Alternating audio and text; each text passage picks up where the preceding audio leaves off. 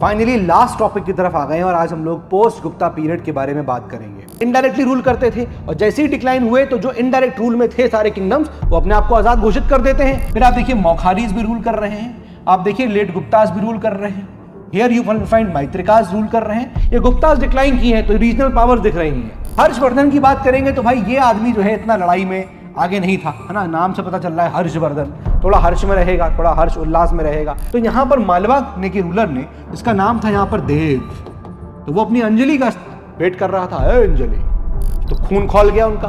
राजवर्धन ने गोल उठाई, बंदूक उठाई और लेके निकल गया मालवा की तरफ और उसने देवगुप्ता को मार दिया। कन्नौज पहली बार नाम आया है।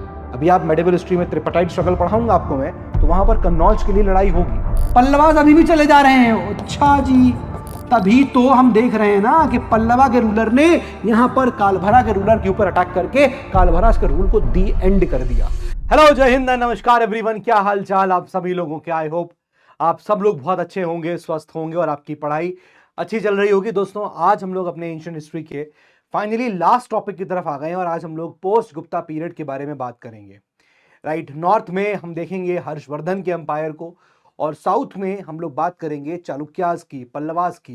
तो ये कैसे एग्जिस्टेंस में आए, हर्षवर्धन का एम्पायर, पुष्यभूति डायनेस्टी कैसे एग्जिस्टेंस में आया, कौन थे ये लोग, ऐसी चालुक्यास कौन थे, पल्लवास कौन थे, इन सब को आज हम लोग यहाँ पर अच्छे से डिस्कस करने जा रहे हैं। तो एक तरह का ये एक रीजनल स्टेट्स की बात हो रही है।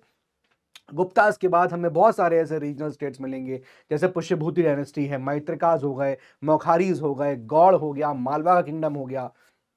साउथ में आप देखोगे तो वहां पर चालुक्यास हो गए, पल्लवास हो गए। तो इस प्रकार से कई सारे रीजनल स्टेट्स जो है वो अब यहाँ पर दिख रहे हैं। चलिए इसको यहाँ पर शुरू करते हैं दोस्तों, आगे बढ़ते हैं। और ये आपको पीडब्ल्यू के बैचेस हैं, आपको पता है इसके बारे में, राइट, 1, 2 एंड 3 ईयर बैचेस। तो इसके प्राइसेस भी आपके सामने हैं। स्टार्ट करते हैं डायरेक्टली। तो आज हमें डिस्कस करना है पुष्यभूति डायनेस्टी को और साथ ही साथ हमारा डिस्कशन चालुक्या पल्लवा कॉन्फ्लिक्ट के ऊपर होगा, ये की इंपॉर्टेंट पोर्शन। और यहाँ के बाद हम लोग अपनी मेडिवल हिस्ट्री के अंदर एंटर कर जाएंगे।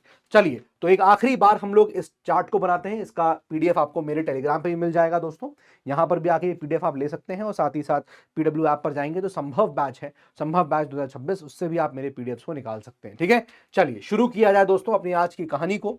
तो वही एक बार फिर से आखिरी बार ये लाइन को यहां पर ड्रॉ करेंगे और पूरा ये एंशिएंट हिस्ट्री की टाइमलाइन आज इसको फाइनलाइज कर देंगे। ठीक है, साथ ही साथ मैं आपको कुछ ऐसा भी चार्ट दूंगा मेडिवल हिस्ट्री की पहली क्लास में, अभी आज नहीं, मेडिवल हिस्ट्री की पहली क्लास में, जिसमें आपको एंशिएंट हिस्ट्री पूरी तरह क्लियर हो जाएगी। ठीक है, तो कहानी हमारी जो स्टार्ट हुई थी, याद करिए, हमने शुरुआत करी थी स्टोन एज से, बिल्कुल सही बात है। फिर उसके बाद स्टोन एज के बाद जो पीरियड आया था उसको हम लोग ने बोला था कॉपर का फेज था, राइट, हाँ बिल्कुल सही बात है। कॉपर के फेज के बाद हमने डिस्कशन किया था, कॉपर के फेज के बाद कॉपर के बाद हमने जो पढ़ा था वो था bronze, that was about the bronze. ठीक बात है, इसी को हम लोग इंडस वैली सिविलाइजेशन भी कह रहे थे, है ना, इसी को हम लोग इंडस वैली सिविलाइजेशन बोल रहे थे। ठीक है, कॉपर हो गया, ब्रॉन्ज हो गया। इंडस वैली के बाद हम लोग ने बात करी थी वैदिक पीरियड की।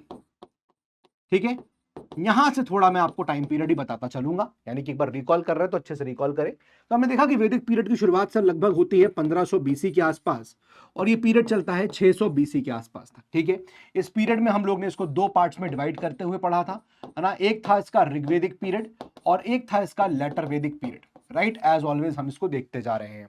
इन दोनों के बीच का डिवाइडिंग लाइन क्या था, इन दोनों के बीच की डिवाइडिंग लाइन थी 1000 बीसी, क्योंकि 1000 बीसी में आयरन की डिस्कवरी हो गई थी। यहां तक क्लियर है? हाँ सर, यहां तक क्लियर है। 600 बीसी के बाद हम देखते हैं कि यहां पर एक फेज आता है जिसको कहा जाता है एज ऑफ बुद्धा, राइट। इसको हम लोग हम लोग बुद्धा पीरियड भी इसको यहां पर बोलते हैं। और यही वो फेज है, इसको हम लोग महाजनपद पीरियड भी कहते हैं। महाजनपद पीरियड में 16 महाजनपद थे, जिसमें से एक महाजनपद आया था निकल के, that was the Magadh, right, Magadh. और मगध को द मगध बनाने में 3 इंपॉर्टेंट डायनेस्टीज का यहां रोल था। वो थी हरियंका डायनेस्टी, देन उसके बाद शिशुनाग डायनेस्टी एंड देन उसके बाद नंद डायनेस्टी। याद आ रहा है? ठीक है, और नंद डायनेस्टी का टाइम ही था जब हम देखेंगे कि यहां पर अलेक्जेंडर जो है वो भारत के ब्यास नदी तक पहुंच जाता है, लेकिन उसके बाद उसकी सेना आगे बढ़ने से मना कर देती है और वो वापस बेबीलोन लौट जाता है। नंद डायनेस्टी में जब यहाँ धनानंद का डिक्लाइन हुआ तो उसके बाद गद्दी पे बैठता है यहाँ पर चंद्रगुप्त मौर्य और वो स्टैब्लिश करता है मॉडर्न अंपायर को।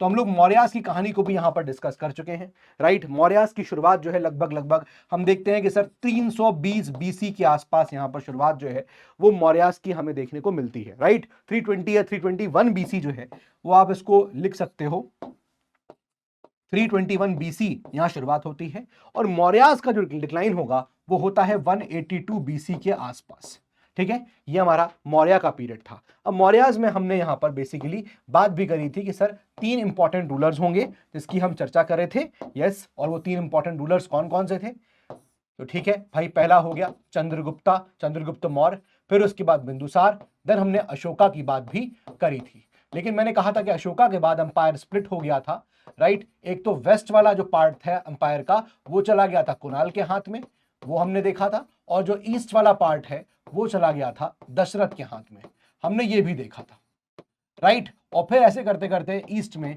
Last of the Mauryan umpire जो था, last of the Mauryan ruler जो थे वो था बृहदत्ता मौर्य,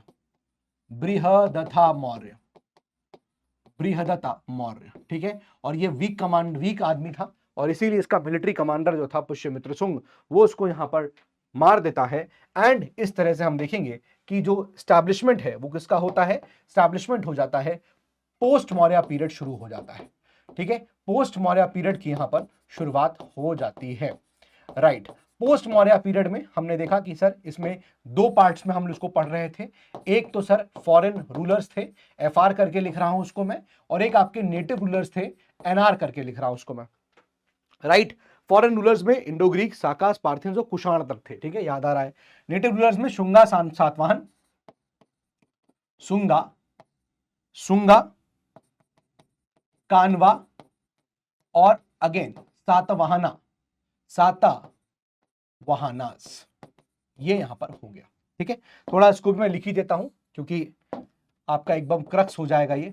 फॉरेन रूलर्स पहले तो हो गए आपके इंडो ग्रीक, फिर हो गए आपके शाकास, फिर हो गए आपके पार्थियंस और फिर हो गए कुषाण, ठीक है। हमने ये पोस्ट मौर्य पीरियड पढ़ा था और इसी के साथ मैंने कहा था कि जब ये पीरियड चल रहा है तो यहां भी कहीं ना कहीं हम देखते हैं कि पोस्ट मौर्य पीरियड में यू विल फाइंड कि भाई नीचे लगभग 300 बीसी के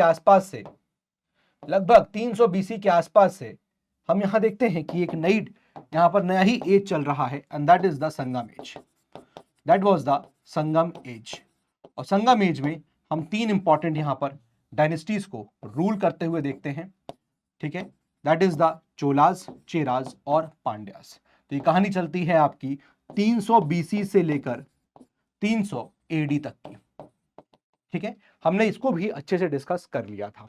इसके बाद जो पीरियड स्टार्ट हुआ and that was the Gupta period, जिसकी बात हमने कल कर ली थी, ठीक है। और गुप्ता जो है आप देखोगे कि लगभग दे आर डिक्लाइनिंग अराउंड, ये कहीं ना कहीं यू आर फाइंडिंग कि हाँ सर ये लगभग 550 एडी के आसपास तक ये डिक्लाइन कर जाते हैं।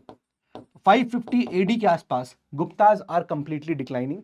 शुरुआत यहां पर हम कह सकते हैं कि भाई इसकी वैसे तो देखो पोस्ट मौर्य को एंड होते होते क्या टाइम हो गया था, 270 एडी, लेकिन श्रीगुप्त पहले से ही 240 एडी के आसपास से रूल करना शुरू कर रहा था, बट एक्सपेंशन नहीं हुआ।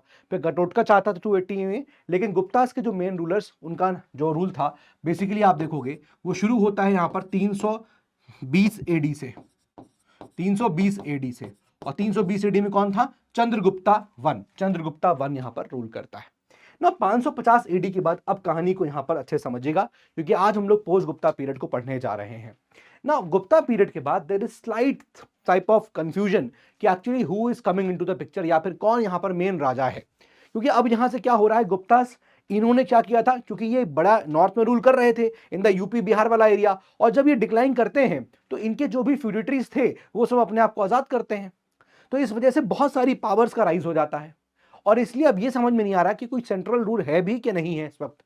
सो there is some sort of political confusion for 30-40 years तक कि भाई कौन राजा है, नहीं समझ में आ रहा है। तो ऐसे में हम यहां पर जब पोस्ट गुप्ता पीरियड को पढ़ते हैं तो हम देखते हैं कि इन द नॉर्थ जो एक पावर निकली जो थोड़े नॉर्थ एरिया में बड़ा सा अपना इंफ्लुएंस बनाई हुई है। अब हम सारी पावर्स की बात करेंगे अंदर जाके, लेकिन हम नॉर्थ में किसको बोलेंगे? हर्षवर्धन, पुष्यभूति डायनेस्टी, क्योंकि वो नॉर्थ में अपना पूरा कब्जा बना के रखेगी। और ऐसे साउथ में हम देखेंगे दो इंपॉर्टेंट पावर्स होंगी, पल्लवास और चालुक्यास। ठीक है, तो यहां नॉर्थ में जब बात करेंगे तो हम लोग बात करेंगे यहां पर पुष्यभूति डायनेस्टी की। ठीक है ना, समझ में आ रहा है ना कि मैं यहां पर पोस्ट गुप्ता में क्यों अलग नाम ले रहा हूं? क्योंकि गुप्ता जब डिक्लाइन किए, क्योंकि ये इनडायरेक्टली रूल करते थे, और जैसे ही डिक्लाइन हुए तो जो इनडायरेक्ट रूल में थे सारे किंगडम्स, वो अपने आप को आजाद घोषित कर देते हैं, और उनके आजाद होते ही बहुत सारे छोटे छोटे पावर्स जो है वो राइज होते हैं, रीजनल पावर्स राइज होते हैं। इसलिए देखिए इस चैप्टर का नाम भी स्टार्टिंग में post Gupta and regional states है। तो वो रीजनल स्टेट्स का उदय क्यों हुआ, आई होप आपको समझ में आ गया होगा। गुप्तास के डिक्लाइन के बाद उनके जो भी स्टेट्स आजाद हुए, वो मतलब जो भी स्टेट्स थे वो आजाद हो गए। और साउथ में हम देखते हैं तो पोस्ट गुप्ता पीरियड की बात जब करेंगे तो यहां पर हम लोग बेसिकली दो इंपॉर्टेंट डायनेस्टीज को कवर कर रहे होंगे। एक होगा आपका चालुक्यास, ये कौन है चालुक्यास, ये कौन है पुष्यभूतिज, ये भी हम आगे देखेंगे। और फिर उसके बाद एक होंगे पल्लवास। हालांकि पल्लवास को मैंने आपको ऑलरेडी इंट्रोड्यूस करा दिया था कि भाई सातवाहन जो है वो पल्लव टोंडाई मंडलम के एरिया को कैप्चर कर लेते हैं और उसे फिर पल्लवास को देते हैं। तो एक्चुअली पल्लवास कौन है इस हमें आगे पता चलेगा। This is the entire timeline. Finally आज हमारा जो एंशिएंट हिस्ट्री है वो यहां पर वाइंड अप हो गया है। लास्ट लेक्चर ये आज इसका एंशिएंट हिस्ट्री का होगा। उम्मीद है कि आपको ये सब समझ में आया होगा, समझ में जरूर आया होगा। देखो आज भी ना हमें पढ़ना बहुत सारा है, पढ़ना इन द सेंस कि भाई आज भी आप देखोगे तो टॉपिक ज्यादा है कवर करने के लिए, टॉपिक ज्यादा है कवर करने के लिए। यानी कि एक पुष्यभूति डायनेस्टी भी है, उसका भी हम लोगों को पॉलिटिकल हिस्ट्री, साथ में एडमिनिस्ट्रेशन वगैरह जितना भी वो देखना है, कल्चरल चीजें देखनी है, सोसाइटी वाली चीजें देखनी है, इकोनॉमी वाली चीजें देखनी है। वैसे ही हमको चालुक्य पल्लवा के कॉन्फ्लिक्ट के बारे में, इनका कल्चर वगैरह सब कुछ पढ़ना है। तो काफी कुछ है अगेन, बट हम कॉन्सेप्ट समझ लेंगे तो काम हमारा आसान हो जाएगा। चलिए ये पूरी आपकी टाइमलाइन, होपफुली आपको पूरा टाइमलाइन समझ में आ गया होगा एंशिएंट हिस्ट्री का। लास्ट लेक्चर हम लोग गो थ्रू कर रहे हैं दोस्तों। चलिए अब यहां पर समझते हैं कि क्या कहानी चल रही थी। एक बार मैं फिर से आपको इसको बता देता हूं, देखिए जरा, please try to understand what I am trying to tell you दोस्त। काफी इंपॉर्टेंट बात है ये, इसको बस रियलाइज करने वाली बात है। अगर रियलाइज हो जाएगी तो कहानी जो है वो हमारे लिए आसान हो जाएगी। चलिए समझाने भर के लिए आपको बनाया हुआ है, तो ज्यादा परेशान मत होइएगा कि सर ऐसा वैसा हो गया। ठीक है, चलिए देखिए जरा। तो कुल मिला के हमें समझ में ये आ रहा है कि सर ये कोर एरिया था गुप्तास का, है ना, somewhere this was the core area of the Guptas. Gupta यहां पर कोर में थे, हाँ सर। लेकिन इसके बाद गुप्तास ने क्या कर रखा था, गुप्तास ने अपने फ्यूडेटरीज बना रखे थे। जैसे उन्होंने यहां पर अपना फ्यूडेटरी बना रखा था, जैसे वाकाटाका को फ्यूडेटरी बना रखा था। जैसे आप देखोगे वो डीप यहां तक भी रूल करके आ चुके थे, तो पल्लवास तक भी यहां पहुंचे हुए थे, यहां तक ही पहुंचे हुए थे, राइट। ऐसे ही उन्होंने यहां पर भी अपने फ्यूडेटरीज को बना रखा था, राइट, फ्यूडेटरीज बना रखा था उसने। अब जब गुप्ता डिक्लाइन करेंगे तो आप बताइए कि ये जो फ्यूडेटरी बने हुए हैं क्या ये चुपचाप बैठे रहेंगे? नहीं बैठेंगे चुपचाप, ये तो अपनी आजादी की लड़ाई, अपने आप को आजाद करेंगे। तो कहानी कुछ यही हुई कि जब गुप्तास डिक्लाइन किए, ठीक है ना, when Guptas declined these feudal powers declared independence। ये फ्यूडल पावर ने अपनी इंडिपेंडेंस डिक्लेयर कर दी, full stop. This gave rise to large number of regional states. इसी वजह से आप देखोगे large number of regional states निकल के आया। बट कौन सी रीजनल स्टेट पावरफुल है, कौन सी नहीं है, इसमें से हमें सिर्फ नॉर्थ में देखने को मिलेगा कि हर्षवर्धन का रूल इंपॉर्टेंट होगा। अब देखिए यहां पर क्या हुआ, ये तो कहानी यहां हो गई। अब जरा इस वाले डायग्राम को देखिएगा, अब प्लीज अंडरस्टैंड दिस, ये आपके लिए इंपॉर्टेंट हो जाएगा ना। यहां पर क्या हो रहा है, as you can see here, ये यहां पर आपको देख रहा हूं, ये हर्षा का रूल दिखा रहा है। अब पुष्यभूतिस की बात करेंगे तो वो रूल करना शुरू करते हैं स्थानेश्वर से, है ना। इसको स्थानेश्वर लिखा, बट ये थानेश्वर, या फिर इसको आप थानेश्वर बोलोगे तो एक ही बात है, ठीक है ना। तो ये आपका थानेश्वर से जो है वो रूल करना स्टार्ट करते हैं। क्लियर है यहां तक बात? आप देखिए हर्षा का ये अंपायर ग्रीन वाला एरिया आपको देखने को मिल रहा है, ठीक है, ये आप देखिए रूल कर रहे हैं। और इसमें कई सारे नाम आपको दिख रहे हैं, एक तो थानेश्वर से आपके हो गए, फिर आप देखिए मौखारीज भी रूल कर रहे हैं, आप देखिए लेट गुप्तास भी रूल कर रहे हैं, हियर यू फाइंड मैत्रिकास रूल कर रहे हैं। ये गुप्तास डिक्लाइन की है तो रीजनल पावर्स दिख रही हैं, राइट। आप देखिए यहाँ पर, आप देखिए ये पल्लवाज इधर दिख रहे हैं, आजाद है, ठीक है, ये चालुक्याज हो गए। राइट, इस प्रकार से आपको अलग अलग यहाँ पर ये गौड़ दिख रहे हैं, तो आपको अलग अलग यहाँ पर डायनेस्टीज देखने को मिल रही है, रीजन्स देखने को मिल रहे हैं। क्लियर है? तो ये राइज हुए हैं। हम खास तौर से बात करेंगे पुष्यभूतिज की, तो Pushyabhuti way the feudatories of Gupta. Clear हो गई बात? यहां पर कौन थे पुष्यभूति? पुष्यभूति यहां पर क्या थे? वो यहां पर Pushyabhutis, they were basically the feudatories of Gupta. चलिए अब जरा इस बात को यहां पर समझते हैं, लिख लेते हैं। तो मैं आपको बता रहा हूं कि ठीक है, अब पुष्यभूति यहां पावरफुल डायनेस्टी बन रही है, इसलिए हम लोग पुष्यभूति को सेंट्रल में रख के बात करेंगे, क्योंकि अल्टीमेटली यही डायनेस्टी है जो पूरे नॉर्थ इंडिया में रूल करेगी। तो पुष्यभूति का आप देखोगे कि ऐसे समझ लीजिए कि इनके कई सारे, या फिर ऐसे लिखिए कि in the post Gupta period कई सारे यहां पर रूलर्स बने। ठीक है, तो in the north you will find कौन कौन यहां हमको देखने को मिल रहा है? सर पुष्यभूतिज है, पुष्यभूति है, हाँ पुष्यभूति हो गए। यू विल फाइंड मैत्रिकाज हो गए। यू आर फाइंडिंग मौखरी हो गए। ठीक है, मौखरी हो गए। Apart from that you will find कि भाई यहां पर गौड़ भी है, बंगाल में गौड़ का एरिया भी हो गया यहां पर, नॉर्थ में ये हो गया। And then you will also find कि लेट गुप्ताज भी यहां पर हैं, लेट गुप्ताज भी यहां पर हैं। और इधर यू विल फाइंड भाई इन द साउथ वाला area, here I am going to talk about only two, that is the Chalukya and here Pallav.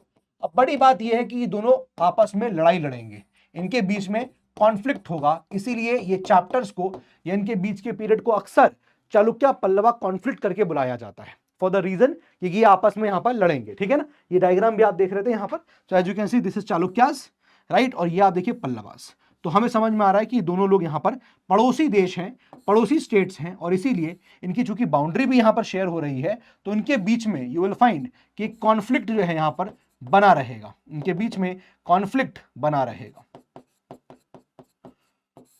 Point is clear? इनके बीच में कॉन्फ्लिक्ट यहां बना रहेगा। आई होप यहां तक बात समझ में आ गई होगी आपको। ठीक है, तो हम इनके कॉन्फ्लिक्ट को पढ़ेंगे और हर्षा के रूल को पढ़ेंगे। ठीक है भाई लोग, यहां तक बात समझ में आ गई? अब जरा यहां पर कहानी को और आगे बढ़ाते हैं और थोड़ा समझते हैं और क्या चीजें यहां पर थी। देखिए, तो कहानी कुछ ऐसी है, मैं शुरुआत करता हूं पुष्यभूति से।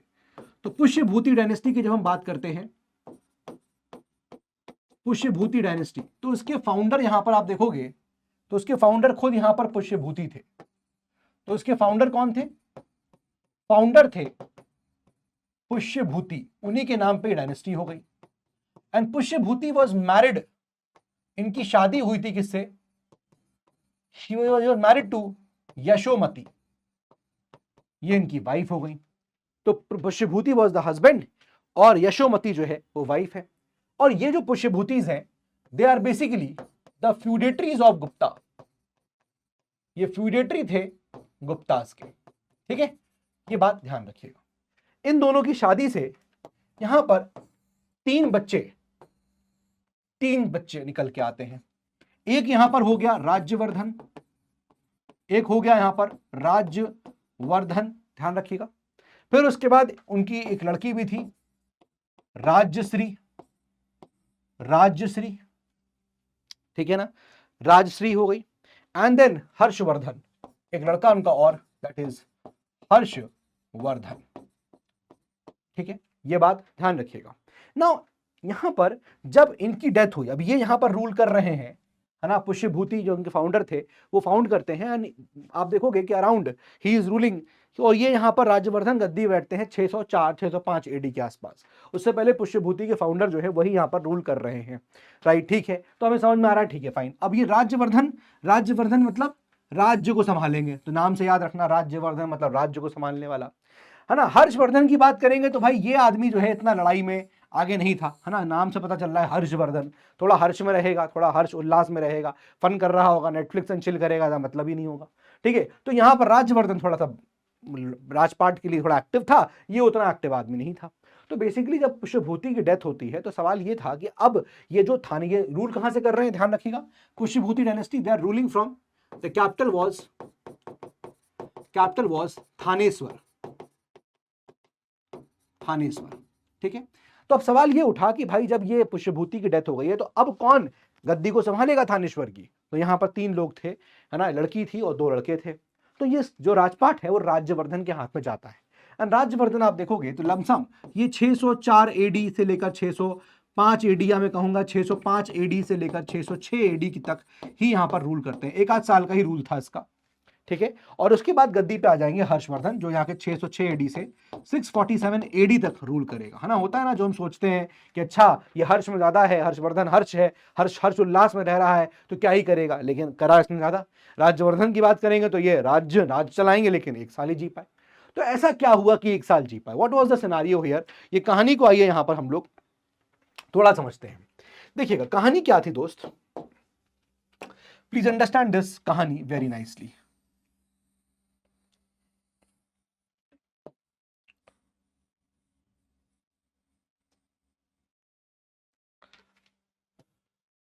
ठीक है, बस थोड़ा समझाने के लिए है।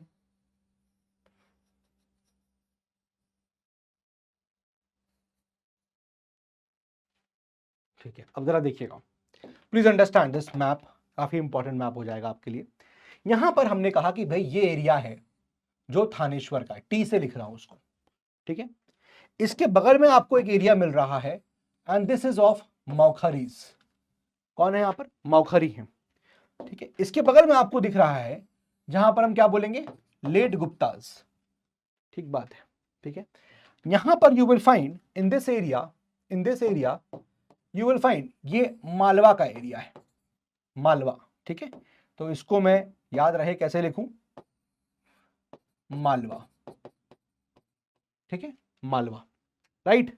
समझ में नहीं आ रहा है, फिर से लिख देता हूं,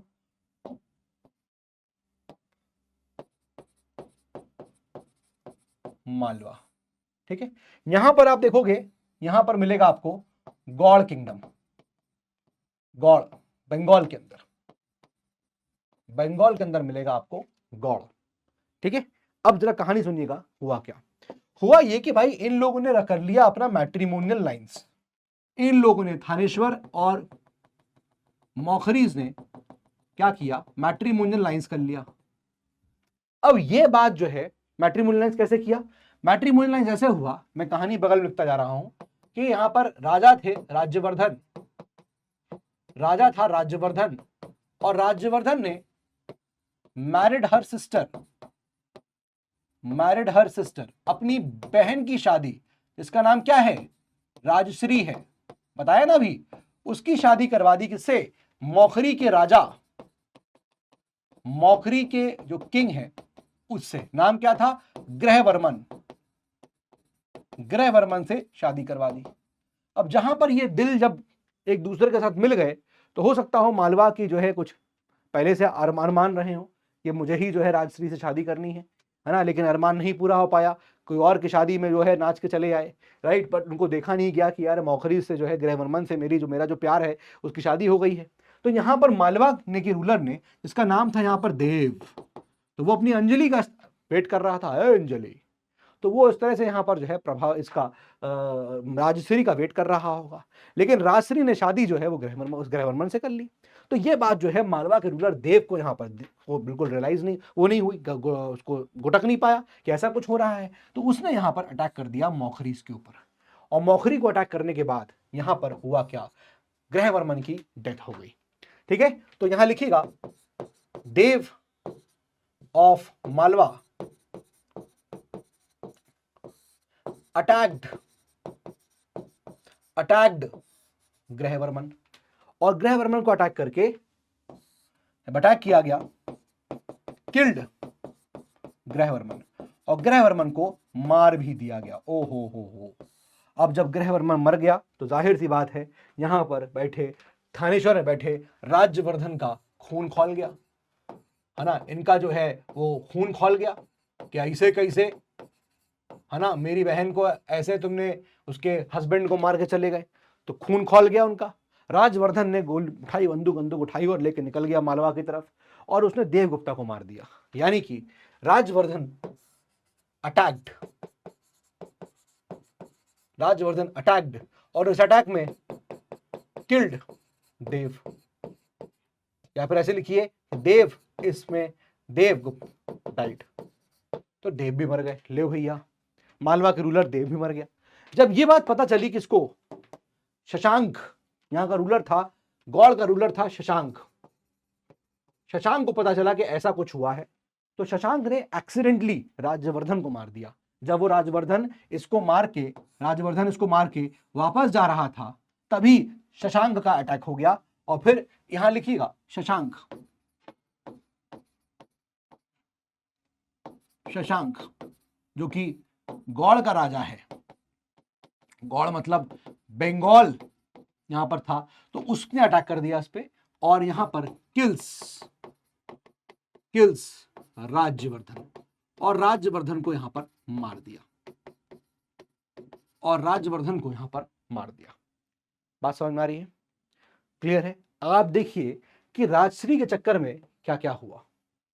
पहले तो ग्रहवर्मन की मौत, उसके बाद देव की मौत, और फिर उसके बाद राज्यवर्धन की मौत। 3 लोगों की डेथ हो गई यहां पर एक महिला की वजह से। ठीक है, बट एनीवे ये कहानी यहां पर इस तरह से चलती है। अब जाहिर सी बात है गद्दी पे कौन बैठेगा? अब गद्दी बैठा यहां पर थानेश्वर गद्दी पे नाउ हर्षवर्धन गद्दी बैठा। तो हर्षवर्धन जब गद्दी बैठा तो उसके सामने 2 बड़े चुनौतियां थी। पहला तो ये कि जब यहां पर अटैक किया गया था, ठीक है, ऐसे देखिएगा कि यहां पर 2 बड़े उसके चैलेंजेस थे हर्षवर्धन के, 2 बड़े चैलेंजेस थे हर्षवर्धन के। आइए जरा देखते हैं कौन कौन से। हर्षवर्धन, अब 2 बड़े चैलेंजेस हैं इसके सामने। क्या क्या बड़े चैलेंजेस हैं? पहला चैलेंज तो ये है कि भाई जब यहां पर देव ने अटैक किया था मालवा की उसके मौखरीज के ऊपर, तो राजश्री जो है उसको एस्केप करना पड़ गया, भागना पड़ गया, वरना देव पकड़ लेता उसको वहीं पर, है ना? तो उसको एस्केप करना पड़ गया। तो राज हर्षवर्धन का पहला जो चैलेंज था, save the life of her sister, पहले अपनी बहन की जान बचाए, और दूसरा टेक द रिवेंज, बदला ले, take the revenge of brother's death, भाई की मौत का बदला लिया जाए। तो यहां पर पहले हर्षवर्धन ने डिसाइड किया कि वो पहले अपनी बहन को बचाएंगे, और इस तरह से गए और वो उन्होंने अपनी बहन को यहां पर उनकी जान को बचा लिया।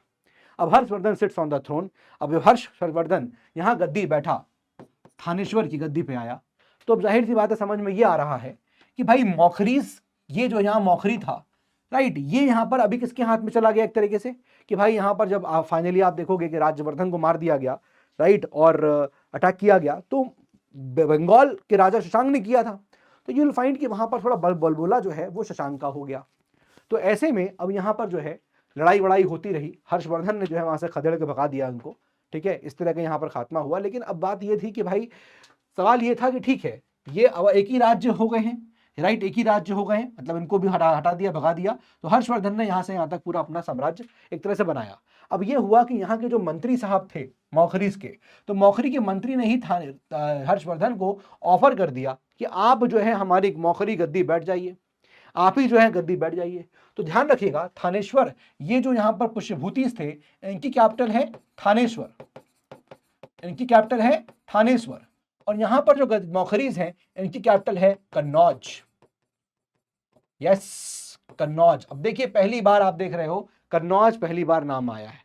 अभी आप मेडिवल हिस्ट्री में त्रिपाठाइट स्ट्रगल पढ़ाऊंगा आपको मैं, तो वहां पर कन्नौज के लिए लड़ाई होगी, तो कन्नौज का प्रोमिनेंस अब समझ में आ रहा है।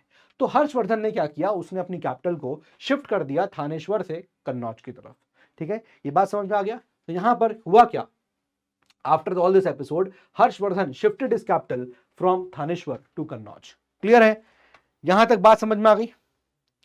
ठीक है ना, बात समझ में आ रहा है? तो प्लीज आइए इसको मेंशन कर लेते हैं, प्लीज राइट, थोड़ा सा लिख लेते हैं इन सब बातों को। तो Harshvardhan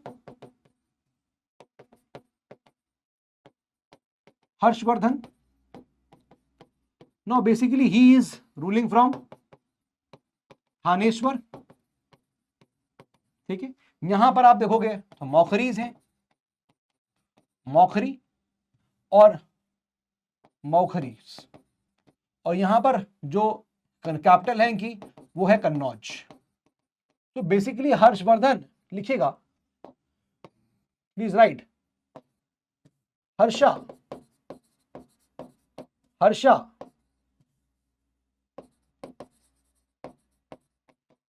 shifted his capital from Thaneshwar to Kannauj. पहला चीज उसने यहां स्टेप्स लिया, देखिएगा steps taken by Harsh.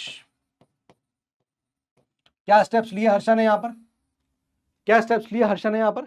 Number 1 उसने अपनी कैपिटल को शिफ्ट कर दिया। नंबर 2 ये तो किया उसने, दूसरी बात टाइटल लिया राजपुत्र। he took the title of राजपुत्र and शिला आदित्य, ठीक है। Third sits on the throne of Kannauj. अब अपने आप नहीं बैठा उसने, एक्चुअली वहां पर आप देखोगे तो एक आप देखोगे there was a Bodhisattva, right, Avalokiteshvara, उसके एडवाइस पे, उनके एडवाइस पे हर्षा जो है वो sits on the throne of Kannauj, ठीक है। तो लिख लीजिए on the advice of Avalokiteshvara, ये एक बोधिसत्वा थे, ठीक है। तो इनके एडवाइस पर हम देखेंगे, अवलोकितेश्वरा के एडवाइस पर हर्षा जो है sits on the throne of Kannauj. तो आप लोगों ने कल्चर में पढ़ा होगा, है ना, बोधिसत्वास वो लोग होते थे जो बेसिकली मोक्ष की प्राप्ति में एक स्टेप पहले रुक जाते थे और वो अब दूसरे लोगों को हेल्प कर रहे हैं मोक्ष प्राप्त करने में, है ना, वो बोधिसत्वास हैं यहाँ पर एक तरीके से, ठीक है। तो basically on the advice of Avalokiteshvara आप देखोगे हर्षवर्धन जो है वो sits on the throne of Kannauj, finally वो बैठ जाता है और अपनी कैपिटल को यहाँ पर जो है वो शिफ्ट कर देता है, ठीक है। अब धीरे धीरे हर्षा जो है वो अपने रूल को यहाँ पर बड़ा करने लगता है, ठीक है। Slowly and gradually you will find कि ये जो यहाँ पर मैप था, ठीक है, जरा एक बार और देखते हैं मैप को।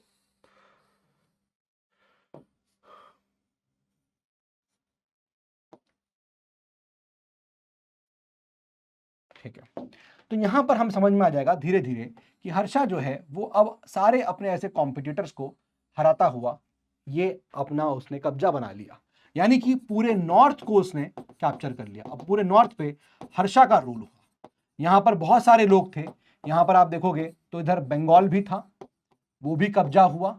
यहां पर आप देखोगे कि मैत्रिकाज रूल कर रहे होंगे, तो मैत्रिकाज के ऊपर भी कैप्चर किया उसने, राइट। यहां पर आप देखोगे तो मालवा को भी उसने यहां पर मिला लिया था, ठीक है। इस प्रकार से आप देखोगे हर्षा ने ये पूरा अपना, यहां मौखरीज है तो मौखरीज के ऊपर वो बैठा ही हुआ है, मौखरीज पे तो उसने अपनी कन्नौज में कैपिटल ही शिफ्ट कर दी है।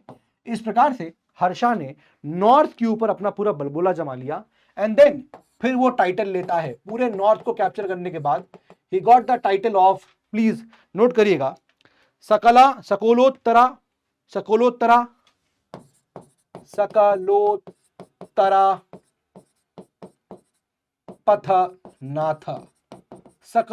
पथनाथ, यानी कि कौन यहां पर कौन है, सकलोत्तरा, है ना। तो नॉर्थ का यहां पर क्या हो गया, इस पथ का नाथ कौन है ना, लॉर्ड कौन है। तो हर्षा जो है वो इस टाइटल को यहां पर लेता है। अब बात यह है कि हर्षा ने अपना देखिए नॉर्थ ईस्ट एक्सपेंशन किया और वेस्ट एक्सपेंशन किया, है ना। हर्षा यहां पर अगर है तो आप देख रहे हैं कि हर्षवर्धन ने वेस्ट की साइड एक्सपेंशन किया और वेस्ट की साइड एक्सपेंशन करने में यहां पर जो रूलर था वाला, यहां पर मैत्रिका का रूलर है, इसका नाम है यहां पर ध्रुव दत्ता। मैत्रिका का रूलर है ध्रुव दत्ता और ध्रुव दत्ता से मैरिड हर डॉटर, अपनी बहन की शादी करा दी, अपनी बेटी की शादी करा दी। तो हर्षा ने अपनी बेटी की शादी जो है वो मैत्रिका के रूलर ध्रुव दत्ता से करवा दिया, ठीक है। और इस प्रकार से दोनों में मैट्रिमोनियल लाइंस हो गया एंड फाइनली मैत्रिकास भी जो है अंडर कंट्रोल ऑफ हर्ष आ गए। On the eastern side Harsha ने जो है असम तक कैप्चर किया, असम तक कैप्चर किया, ठीक है। तो इस तरह से हर्षा ने ईस्ट और वेस्ट एक्सपेंशन किया, लेकिन हर्षा जो है कभी भी, है ना, डिड नॉट एक्सपैंड साउथ, लेकिन कभी भी वो साउथ में एक्सपैंड नहीं कर पाया। वाई? क्योंकि आप देखोगे कि साउथ की कहानी आपको जैसी थी, यहां पर बहती है नर्मदा रिवर। कौन सी रिवर है? This is the Narmada river. और नर्मदा रिवर के नीचे हियर यू विल फाइंड कि यहां पर किंगडम था, here you will find the kingdom of Chalukyas. यहां पर चालुक्या जो है वो रूल कर रहे थे। And here you will find कि यहां पर समवेयर पल्लवास जो है वो यहां रूल कर रहे हैं। ठीक है, थोड़ा चार्ट ऊपर नीचे हो गया हो तो प्लीज उसमें आप ध्यान दे लीजिएगा। ठीक है, ये सब रूल कर रहे हैं। और बाकी आपको पता ही है कि ये पीरियड 300 एडी के बाद हम देख रहे हैं इसको, पोस्ट गुप्ता पीरियड को हम लोग, है ना, इसके बाद देख रहे हैं। तो ये नीचे कहीं ना कहीं क्या हो रहा है बताता हूं आपको भी, लेकिन ये समझ में आया चालुक्य और पल्लवा। तो यहां पर हर्षा साउथ में क्यों नहीं आया? क्योंकि यहां चालुक्य का रूलर है पुलकेशन टू। चालुक्य का रूलर है पुलकेशन टू।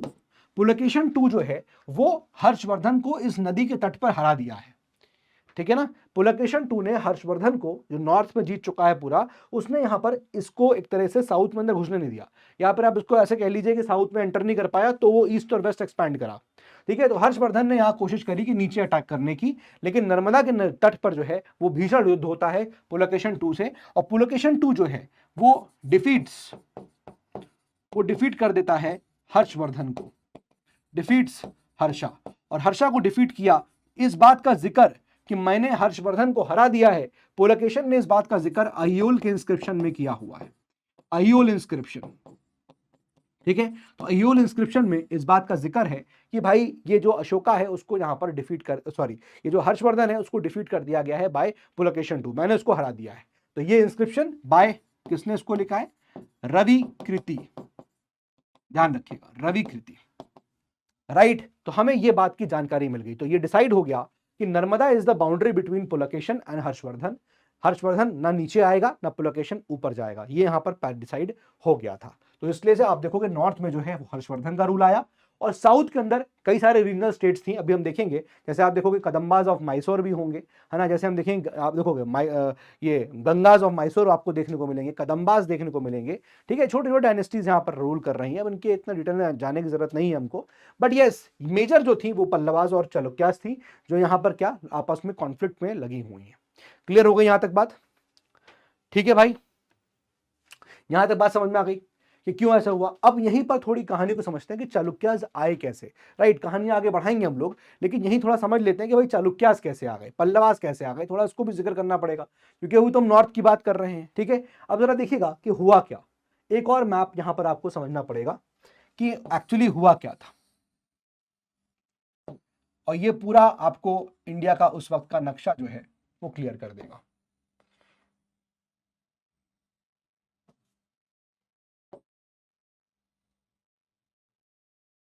ठीक है, समझाने भर के लिए। चलिए अब देखिए जरा यहां क्या हो रहा है। तो हमें समझ में आ रहा है कि यस, ये तो पूरा जो है हर्षवर्धन का जोन हो चुका है। ये पूरा जो है हर्षा ने इसको यहां कब्जा करके बैठा हुआ है। ठीक बात है, हर्षा का रूल चल रहा है। ही is ruling somewhere around from 606 से लेकर 647 एडी तक वो यहां पर रूल करेगा। ठीक बात है, अभी इसी कहानी को आगे देखेंगे। लेकिन यहां पर पहले क्या था साहब? यहां पहले यू विल फाइंड, आपको पता है यहां पर पहले कौन थे इस एरिया में? पहले थे सातवाहना। याद आ रहा है? हाँ, और सातवाहनों ने क्या किया था कि ये एरिया कैप्चर कर लिया था। राइट, यानी कि यहां पर जो है ये तोंडाई मंडलम का एरिया है, और तोंडाई मंडलम के एरिया को कैप्चर करके पल्लवास को दे दिया था कि आप इसे गवर्न करिए। ठीक है, आप इसे गवर्न करिए। ठीक है, सातवाहन के बाद यहां पर आप देखोगे कि यहां आते हैं वाकाटाकास। सातवाहन के बाद यहां पर आते हैं वाकाटाकास। जब वाकाटाका यहां पर आए तो ये एरिया जो है वाकाटाका के हाथ से यहां पर नहीं रहा, और ये टोंडाई मंडलम के एरिया में ये पल्लवास अलग गवर्न कर रहे हैं, और इधर के एरिया में चालुक्यास आप देखोगे तो गवर्न यहां कर रहे हैं। ठीक है, तो ये यहां पर वाकाटाका गवर्न कर रहे हैं। क्लियर बात है? तो एक तरह से समझ में ये आ रहा है कि सातवाहन, आपको पता है already they were the feudatories of Maurya. तो सातवाहन किसके फ्यूडेटरी थे? मौर्य के। और वाकाटाका किसके फ्यूडेटरी बने? सातवाहन के फ्यूडेटरी थे। यानी सातवाहन डिक्लाइन हुआ तो वाकाटाकास आ गए। वाकाटाका जब डिक्लाइन करेंगे तो उसकी जगह कौन आएगा, यहां पर आएंगे चालुक्यास। बात समझ में आ रही है, यहां पर आएंगे चालुक्यास। तो आप देखोगे कि चालुक्य जब आए तो वो उन्होंने एक बड़ा सा एरिया, चालुक्यास ने एक बड़ा सा एरिया कैप्चर कर लिया। ठीक है, दिस इज द एरिया जो मैं आपको दिखा रहा हूं उस पर्पल कलर से, उसको चाणक्य ने यहां पर क्या किया, कैप्चर कर लिया था।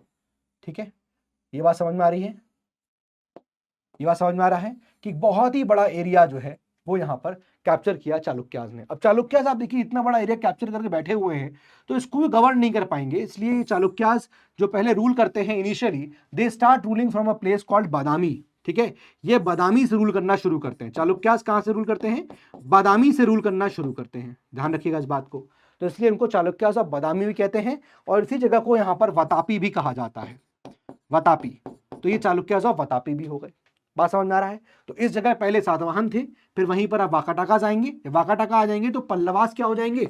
अभी पल्लवास पहले फ्यूडेटरी थे, पहले ये फ्यूडेटरी थे, लेकिन जब वाकाटाका आएंगे तो फिर ये इंडिपेंडेंट हो जाएंगे, फिर ये इंडिपेंडेंट हो जाएंगे। तो आप देखिए वाकाटाका के टाइम पे पल्लवास जो है वो इंडिपेंडेंट है। वाकाटाका के बाद वहीं पर आप देखोगे चालुक्यास आएंगे। जब चालुक्यास आए तो चालुक्यास एक बड़े से एरिया में यहां पर गवर्न कर रहे हैं, और तब पल्लवास भी यहां पर हैं। लेकिन चूंकि इतना बड़ा एरिया है इसलिए चालुक्यास इतने बड़े एरिया गवर्न नहीं कर पा रहे, तो उन्होंने क्या किया, इसको डिवाइड कर दिया। एक उन्होंने खुद अपने पास रखा, एक चालुक्यास ने उसको अपने पास रखा, जो कंटिन्यू करते रहे टू रूल फ्रॉम बादामी, है ना। जो ओरिजिनल चालुक्यास थे वही बादामी से रूल किए, और इन्होंने क्या किया, एक पोर्शन अपने भाइयों को दे दिया। ठीक है, एक भाइयों को दे दिया, कौन सा, ईस्टर्न वाला पोर्शन, यानी कि ये वाला पोर्शन जो है, ये वाला पोर्शन, ये वाला पोर्शन चला गया किसके हाथों में, this went into the hands of the brothers of Chalukyas. जो चालुक्य के भाई थे वो लोग यहां पर रूल करते हैं, और इस वाले एरिया में यू विल फाइंड कि यहां पर रूल जो है, in this area this is the rule of Chalukyas of Badami. Chalukyas of Badami का ये रूल है, प्लीज नोट करिएगा। तो ये वाला आप देखोगे तो यहां पर चालुक्यास ऑफ बादामी मिलेंगे, और इस वाले में आप देखोगे तो चालुक्यास ऑफ, यहां पर प्लीज नोट करिएगा, ये वाले चालुक्यास हैं जिनके पास ये ईस्टर्न साइड चला गया है। ये वाला चालुक्यास जिनको हम, जो ईस्टर्न साइड पे रूल कर रहे हैं, आप देख रहे हो ना, ईस्टर्न साइड पे जो रूल कर रहे हैं, इधर देखिए, इधर ईस्टर्न साइड में रूल कर रहे हैं कि नहीं कर रहे हैं, हाँ। तो यहां पर ये रूल करते हैं कहां से, वेंगी से। कहां से रूल कर रहे हैं, वेंगी से, इसलिए इनको चालुक्यास ऑफ वेंगी भी कहा गया था। ठीक है, इसलिए इसको चालुक्यास ऑफ वेंगी भी कहा गया। ये बात समझ लीजिएगा अच्छे से, चालुक्यास ऑफ वतापी या बादामी कैसे आए और चालुक्यास ऑफ वेंगी कैसे आए। It is as simple as that कि भाई यहां पर पहले सातवाहन थे, सातवाहन जब थे तो उन्होंने टोंडाई मंडलम के एरिया कैप्चर कर रखा था, पल्लवास को दे दिया था तुम ही उसे गवर्न करो। लेकिन जब सातवाहन डिक्लाइन कर गए तो पल्लवास अपने आप को इंडिपेंडेंट कर देते हैं। इस जगह पे आते हैं वाकाटाका, वाकाटाका के बाद आप देखोगे उसी जगह पे आते हैं चालुक्यास। चालुक्यास एक बड़े से एरिया कैप्चर करते हैं, लेकिन बड़ा एरिया होता है तो वो eastern part of the empire वो अपने कजिन्स भाइयों को दे देते हैं कि तुम ही इसको चलाओ। तो वो जो एरिया चालुक्य का बनता है वो भी चालुक्यास ही है, लेकिन वो वेंगी से रूल कर रहे हैं तो इसलिए उसको चालुक्यास ऑफ वेंगी कहेंगे। और ये वाला जो है वो बादामी से रूल कर रहे हैं तो उनको चालुक्यास ऑफ बादामी या चालुक्यास ऑफ वतापी भी कहा जाएगा। बात समझ में आ रही है। अब ये सब कहानी जब चल रही है तो आप महसूस कर पा रहे होंगे कि साहब नीचे क्या चल रहा है, फार साउथ में। फार साउथ में हम देख रहे हैं कि सर फार साउथ में in this particular area, in this area sir far south, यहां पर सर चोलास रूल कर रहे हैं। ओ हो, यस, ये तो चोलास रूल कर रहे हैं सर। ये पता चल रहा है सर यहां तो पांड्यास रूल कर रहे थे, एक टाइम की बात थी, यस। और सर ये पता चल रहा है कि सर यहां तो केरला, ये चेरास रूल करने चाहिए थे, यस। लेकिन ये इनका रूल करने का टाइम क्या था दोस्तों? अरे भाई ये जो रूल कर रहे थे कब से कब तक, 300 बीसी से लेकर 300 एडी तक। लेकिन 300 एडी तो खत्म हो गया है ना, अब हम देख रहे हैं कब, अब हम आगे बढ़ गए हैं। अगर आप इस टाइमलाइन को देखिए तो आपको समझ में आ रहा होगा कि हाँ हम आगे बढ़ गए हैं भाई। ये 550 एडी आ चुका है, यानी कि जो आपका संगम एज था खत्म हो गया 300 एडी पे। अब 300 एडी के बाद क्या हुआ, यहां 300 एडी के बाद क्या हुआ ये समझना है भाई। गुप्ता तो चल रहे हैं ऊपर, ठीक है, कंटिन्यू करते रहेंगे, 300 एडी में खत्म हो जाएंगे, लेकिन व्हाट विल हैपन डाउन। अब यहां क्या होगा, तो 300 एडी के बाद आप देखोगे कि यहां पर साउथ में, फार साउथ में एक नई पावर का उदय होता है, and they are referred to as the Kalabhras. ठीक है, इनको क्या बोलते हैं, जो हम यहां पर रूल करने आएंगे उनको बोलेंगे कालभरास। नाउ कालभरास के बारे में हमारे पास ज्यादा हिस्ट्री है नहीं, मतलब we don't have knowledge about what Kalabhras rule was about, या क्या उन्होंने किया क्या नहीं, कोई भी रूलर के नाम हमको नहीं पता है। ठीक है, कालभरास का रूल था बस हमको ये पता है, इनके रूल का मतलब ये था कि जो यहां पर चोला चेरा पांड्या हैं, कि भाई चेराज हो गए, चोलाज हो गए, पांड्या हो गए, इस कालभरास के रूल की वजह से ये पावर ओवरशैडो हो गई थी, खत्म नहीं हुए थे चोला चेरा पांड्या, ये क्या हो गए थे, थोड़ा सा दब गए थे। और इन लोगों के ऊपर किसने अपना रूल स्थापित किया था, इन लोगों के ऊपर सब अपना रूल जो स्थापित किया था वो कालभराज ने कर दिया था, यानी कि Kalabhras became the power in this area. इस एरिया में कालभराज ने अपना रूल स्टैब्लिश कर लिया था। This is the rule which was established by Kalabhras. आप देखिए, तो मैंने पूरा जो कलर सारे हटाए भी नहीं, रीजन यही था बताने के लिए कि अभी उनकी पावर खत्म नहीं हुई है, बस वो एक तरह से उसको सप्रेस कर गए हैं। तो ये कालभराज जो है ये ruling from 300 AD to 550 AD approximately, ये भी वहीं तक रूल करते हैं, ठीक है ना। तो हमें समझ में आ रहा है कि सर लमसम आप देखोगे कि ये लोग यहीं पर रूल कर रहे हैं, राइट। ये लोग भी आप देखोगे कहां, 300 से लेकर 550 एडी तक गवर्न कर रहे हैं। तो 300 से लेकर 550 तक, ओ हो, यहां संगम एज के बाद क्या हो रहा है सर, कालभरास का एज आ रहा है, वो भी गुप्तास के बराबर से है। और वाकाटाका का एज कब तक है, वाकाटाका भी 550 के आसपास डिक्लाइन करेंगे, वाकाटाका भी 550 के आसपास डिक्लाइन करेंगे, 550 के आसपास गुप्ता भी डिक्लाइन करेंगे, वाकाटाका भी डिक्लाइन करेगा और कालभरास भी डिक्लाइन कर जाएंगे। तो ये 300 से शुरू कर रहे हैं लेकिन 550 तक रूल होगा इनका, ठीक है। अभी आपको और बातें एकदम क्लियर हो जाएंगी, डोंट वरी, बस फॉलो करते रहिए आप, ठीक है। यहां तक कहानी समझ में आ गई कि इस जगह पे कालभरास का जो रूल है वो स्टैब्लिश हो जाएगा। इस तरह से यहां पर जो है कालभरास का रूल जो है वो स्टैब्लिश हो गया है, ठीक है। But they are waiting for the right time only, कि जैसे ही कालभरास यहां पर डिक्लाइन होंगे हम लोग अपनी कहानी जो है यहां पर आगे बढ़ाएंगे। चोला चेरा पांड्या वेट कर रहे हैं, 550 एडी में ऐसा होगा भी, कालभरास को फाइनली डिफीट कर दिया जाएगा। किसके द्वारा, पल्लवा के रूलर सिम्हा विष्णु के द्वारा। पल्लवा कहां है मालिक, ओ हो, पल्लवा तो यहां बैठे हुए हैं, ओए होए। तो पल्लवा का एक रूलर होगा जो कालभरास के रूलर को मारकर कालभरास का दी एंड कर देगा। और पल्लवास का ही कॉन्फ्लिक्ट जो है वो यहां पर इन चालुक्यास के साथ चलेगा। ये चालुक्यास और बादामी और पल्लवास का जो है यहां पर कॉन्फ्लिक्ट जो है दोस्तों वो चल रहा होगा। आई होप ये बात आपको समझ में आ रही है, ठीक है। कहानी आप देख रहे हैं किस तरह से अब कितने सारे किंगडम्स एक टाइम पे देखने को मिल रहे हैं। नॉर्थ में हर्षा ने एनी हाउ, यहां पर छोटे छोटे किंगडम्स हैं, लेकिन अब आप बताइए मुझे, यही तो होगा, हर्षवर्धन ने भी छोटे छोटे किंगडम्स को दबा के अपना राज्य बनाया था। तो जैसे ही हर्षवर्धन डिक्लाइन करेगा, उसकी डेथ होगी, फिर से सारे रीजनल पावर्स का उदय होगा और इस बार आप देखोगे गुर्जर, प्रतिहाराज, ये सब निकल के आने लग जाएंगे, ठीक है। तो अभी कहानी का वेट करिए, दैट इज मेडिवल हिस्ट्री में होगी, लेकिन फिलहाल के लिए this is the situation of India. जब आप देखोगे पोस्ट गुप्ता पीरियड के अंदर, पोस्ट गुप्ता पीरियड में हर्षा यहां रूल कर रहा है, कालभरास का रूल भी इसी टाइम पे चल रहा है, 300 एडी से लेकर 550 एडी तक, ठीक है। तो वो भी इसी फेज में आ रहे हैं, इसलिए मैंने मेंशन कर दिया। और ऐसे ही आप देखोगे वाकाटाकास और ये चालुक्यास भी इसी फेज में आ रहे हैं, तो मैंने यहां पर मेंशन कर दिया। क्लियर हो गई यहां तक बात। आई होप ये कहानी is crystal clear to all of you, ठीक है भाई। चलिए, तो यहां पर हर्षा ने क्या किया, हर्षा ने अब धीरे धीरे नॉर्थ पे कैप्चर करना शुरू किया।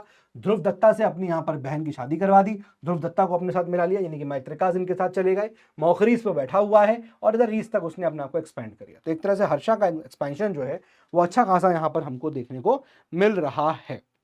क्लियर है यहां तक बात, ऑल राइट। तो इस प्रकार से हर्षा जो है धीरे धीरे एक्सपैंड करेगा और अपनी कहानी करेगा, लेकिन पुलकेशन 2 से उसकी यहां पर हार हो जाएगी। ये मेन जो लड़ाई हुई, इंपॉर्टेंट लड़ाई थी, पुलकेशन 2 जो है डिफीट कर देगा हर्षवर्धन को, और इस तरह से फाइनली हमेशा हमेशा के लिए हर्षवर्धन का सपना साउथ इंडिया को ये रूल करने का, डेक्कन के ऊपर अटैक करने का, रूल करने का सपना सपना ही रह गया। और वहां पुलकेशन 2 जो है वो रूल करता रहा और वो चालुक्यास का रूलर यहां बन के उभरता है। क्लियर है यहां तक बात। अब हम लोग अगर देखेंगे कुछ एपिग्राफिक सोर्सेज हैं जिसके थ्रू हमको यहाँ पर इनके हर्षवर्धन के बारे में यहाँ पता चलता है, और वो है मधुबन कॉपर प्लेट इंस्क्रिप्शन, थोड़ा नाम ध्यान रखिएगा, फैक्चुअल चीज है ना। Sonepat inscription on copper seal, Banskhera copper plate inscription, Nalanda inscription on clay seals. तो ये आपके कुछ यहाँ पर सोर्सेज हैं जिसके थ्रू हमको हर्षवर्धन के बारे में पता चलता है। इतना ही यहाँ पर बेसिक बातें हो गई। चलिए आगे बढ़ते हैं। अब हर्षा के बारे में यहाँ पर कुछ कुछ चीजें हैं जो हम लोग यहाँ पर पढ़ना शुरू करेंगे। देखिएगा, हर्षवर्धन, अब हर्षा की पॉलिटिकल हिस्ट्री इससे ज्यादा और है नहीं कि हम देखें कैसे कैसे उसने एक एक को हराया, वो सब इतना ज्यादा डेप्थ में जाने की भी जरूरत है नहीं आपको। हर्षवर्धन की बात करेंगे तो एक तरफ ध्यान रखना है हमको कि भाई गुप्तास से निकल के आया था ये एम्पायर, गुप्तास से, ठीक है, गुप्तास से निकल के आया था। ठीक है, तो हर्षवर्धन का अंपायर भी मोर डिसेंट्रलाइज हो जाएगा, राइट और रॉन्ग? गुप्तास भी डिसेंट्रलाइज थे, तो हर्षवर्धन का अंपायर भी और ज्यादा डिसेंट्रलाइज हो गया। और मोर डिसेंट्रलाइज होने का मतलब यहां पर क्या हुआ कि वो लैंड ग्रांट्स और ज्यादा क्या हो गए थे, इंक्रीज हो गए थे, राइट? तो you will find in the Harsha period land grants भी क्या होंगे जो गुप्ता पीरियड में थे, चल रहे थे, सातवाहन में स्टार्ट हुए थे, राइट? आप देखोगे सातवाहन में स्टार्ट हुए, गुप्ताज में उसको बढ़ाया गया और पोस्ट गुप्ता में चरम पे आ जाते हैं, क्लाइमेक्स पर चले गए, ये बहुत इंक्रीज हो गया, राइट? और हर्षवर्धन के हम लोग यहाँ पर कुछ कुछ ऑफिशियल्स के बारे में जानेंगे जो हमारे एग्जाम में पूछ सकता है डायरेक्टली कि ये कौन ये कौन ये कौन ये कौन, ठीक है ना? तो मतलब यहां पर मोर डिसेंट्रलाइजेशन का मतलब है मोर फ्यूडलिज्म शुरू होगी, मोर फ्यूडलिज्म या मोर फ्यूडल लॉर्ड्स निकल के आने लगे, जमीनें दान पे गई ब्राह्मण्स को, ठीक है, जमीनें दान पे गई यहां पर ऑफिशियल्स को, और इस तरह से हमें ज्यादा ज्यादा फ्यूडल लॉर्ड्स देखने को मिले और ज्यादा डिसेंट्रलाइजेशन हमको यहां पर देखने को मिलता है, ठीक है? ये बात यहां पर ध्यान रखिएगा। चलिए, हर्षवर्धन के बारे में ये बेसिक बातें हैं। अब यहां पर हर्षवर्धन के एडमिनिस्ट्रेशन को हम लोग देख लेते हैं, क्या क्या इनके एडमिनिस्ट्रेशन का पार्ट था, जरा इस बात को अच्छे से देखिएगा। तो Harshvardhan govern on the same lines of the Guptas, कुछ अलग से नहीं था। हर्षवर्धन का रूल भी आपको लगेगा कि हाँ यार same lines on the Guptas की लाइंस पे ही हमको देखने को मिलता है कि भाई ये लोग जो है वो रूल कर रहे थे, अलग कहां से लेके आएंगे, भाई गुप्तास से निकल के आए थे, फ्यूडेटरी थे, वही सिस्टम उन्होंने अडॉप्ट कर लिया, ठीक बात है। की ऑफिशियल्स के नाम ध्यान रखिएगा। अच्छा, यहाँ पर एम्परर जो है यानी कि राजा हर्षवर्धन, उसको एक काउंसिल ऑफ मिनिस्टर असिस्ट कर रहा है, इसको मंत्री परिषद बोल रहे हैं।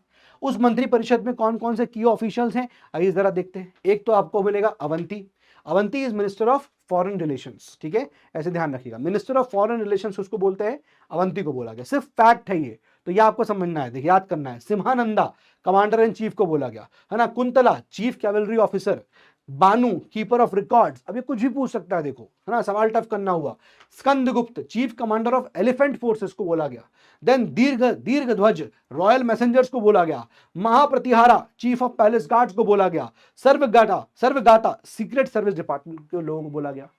तो यहां पर कुछ जैसे आप ये सर्वगाता आपको पता होना चाहिए, जैसे आपको महाप्रतिहारा पता होना चाहिए, है ना, जैसे आपको दीर्घ ध्वज जो है वो पता होना चाहिए। तो ये कुछ कुछ ऑफिशियल्स हैं इनका आपको पता होना चाहिए। एंड यस, ये और फ्यूडल हो गया और डिसेंट्रलाइज हो गया, दोनों पॉइंट्स मैंने आपको मेंशन करा दिए।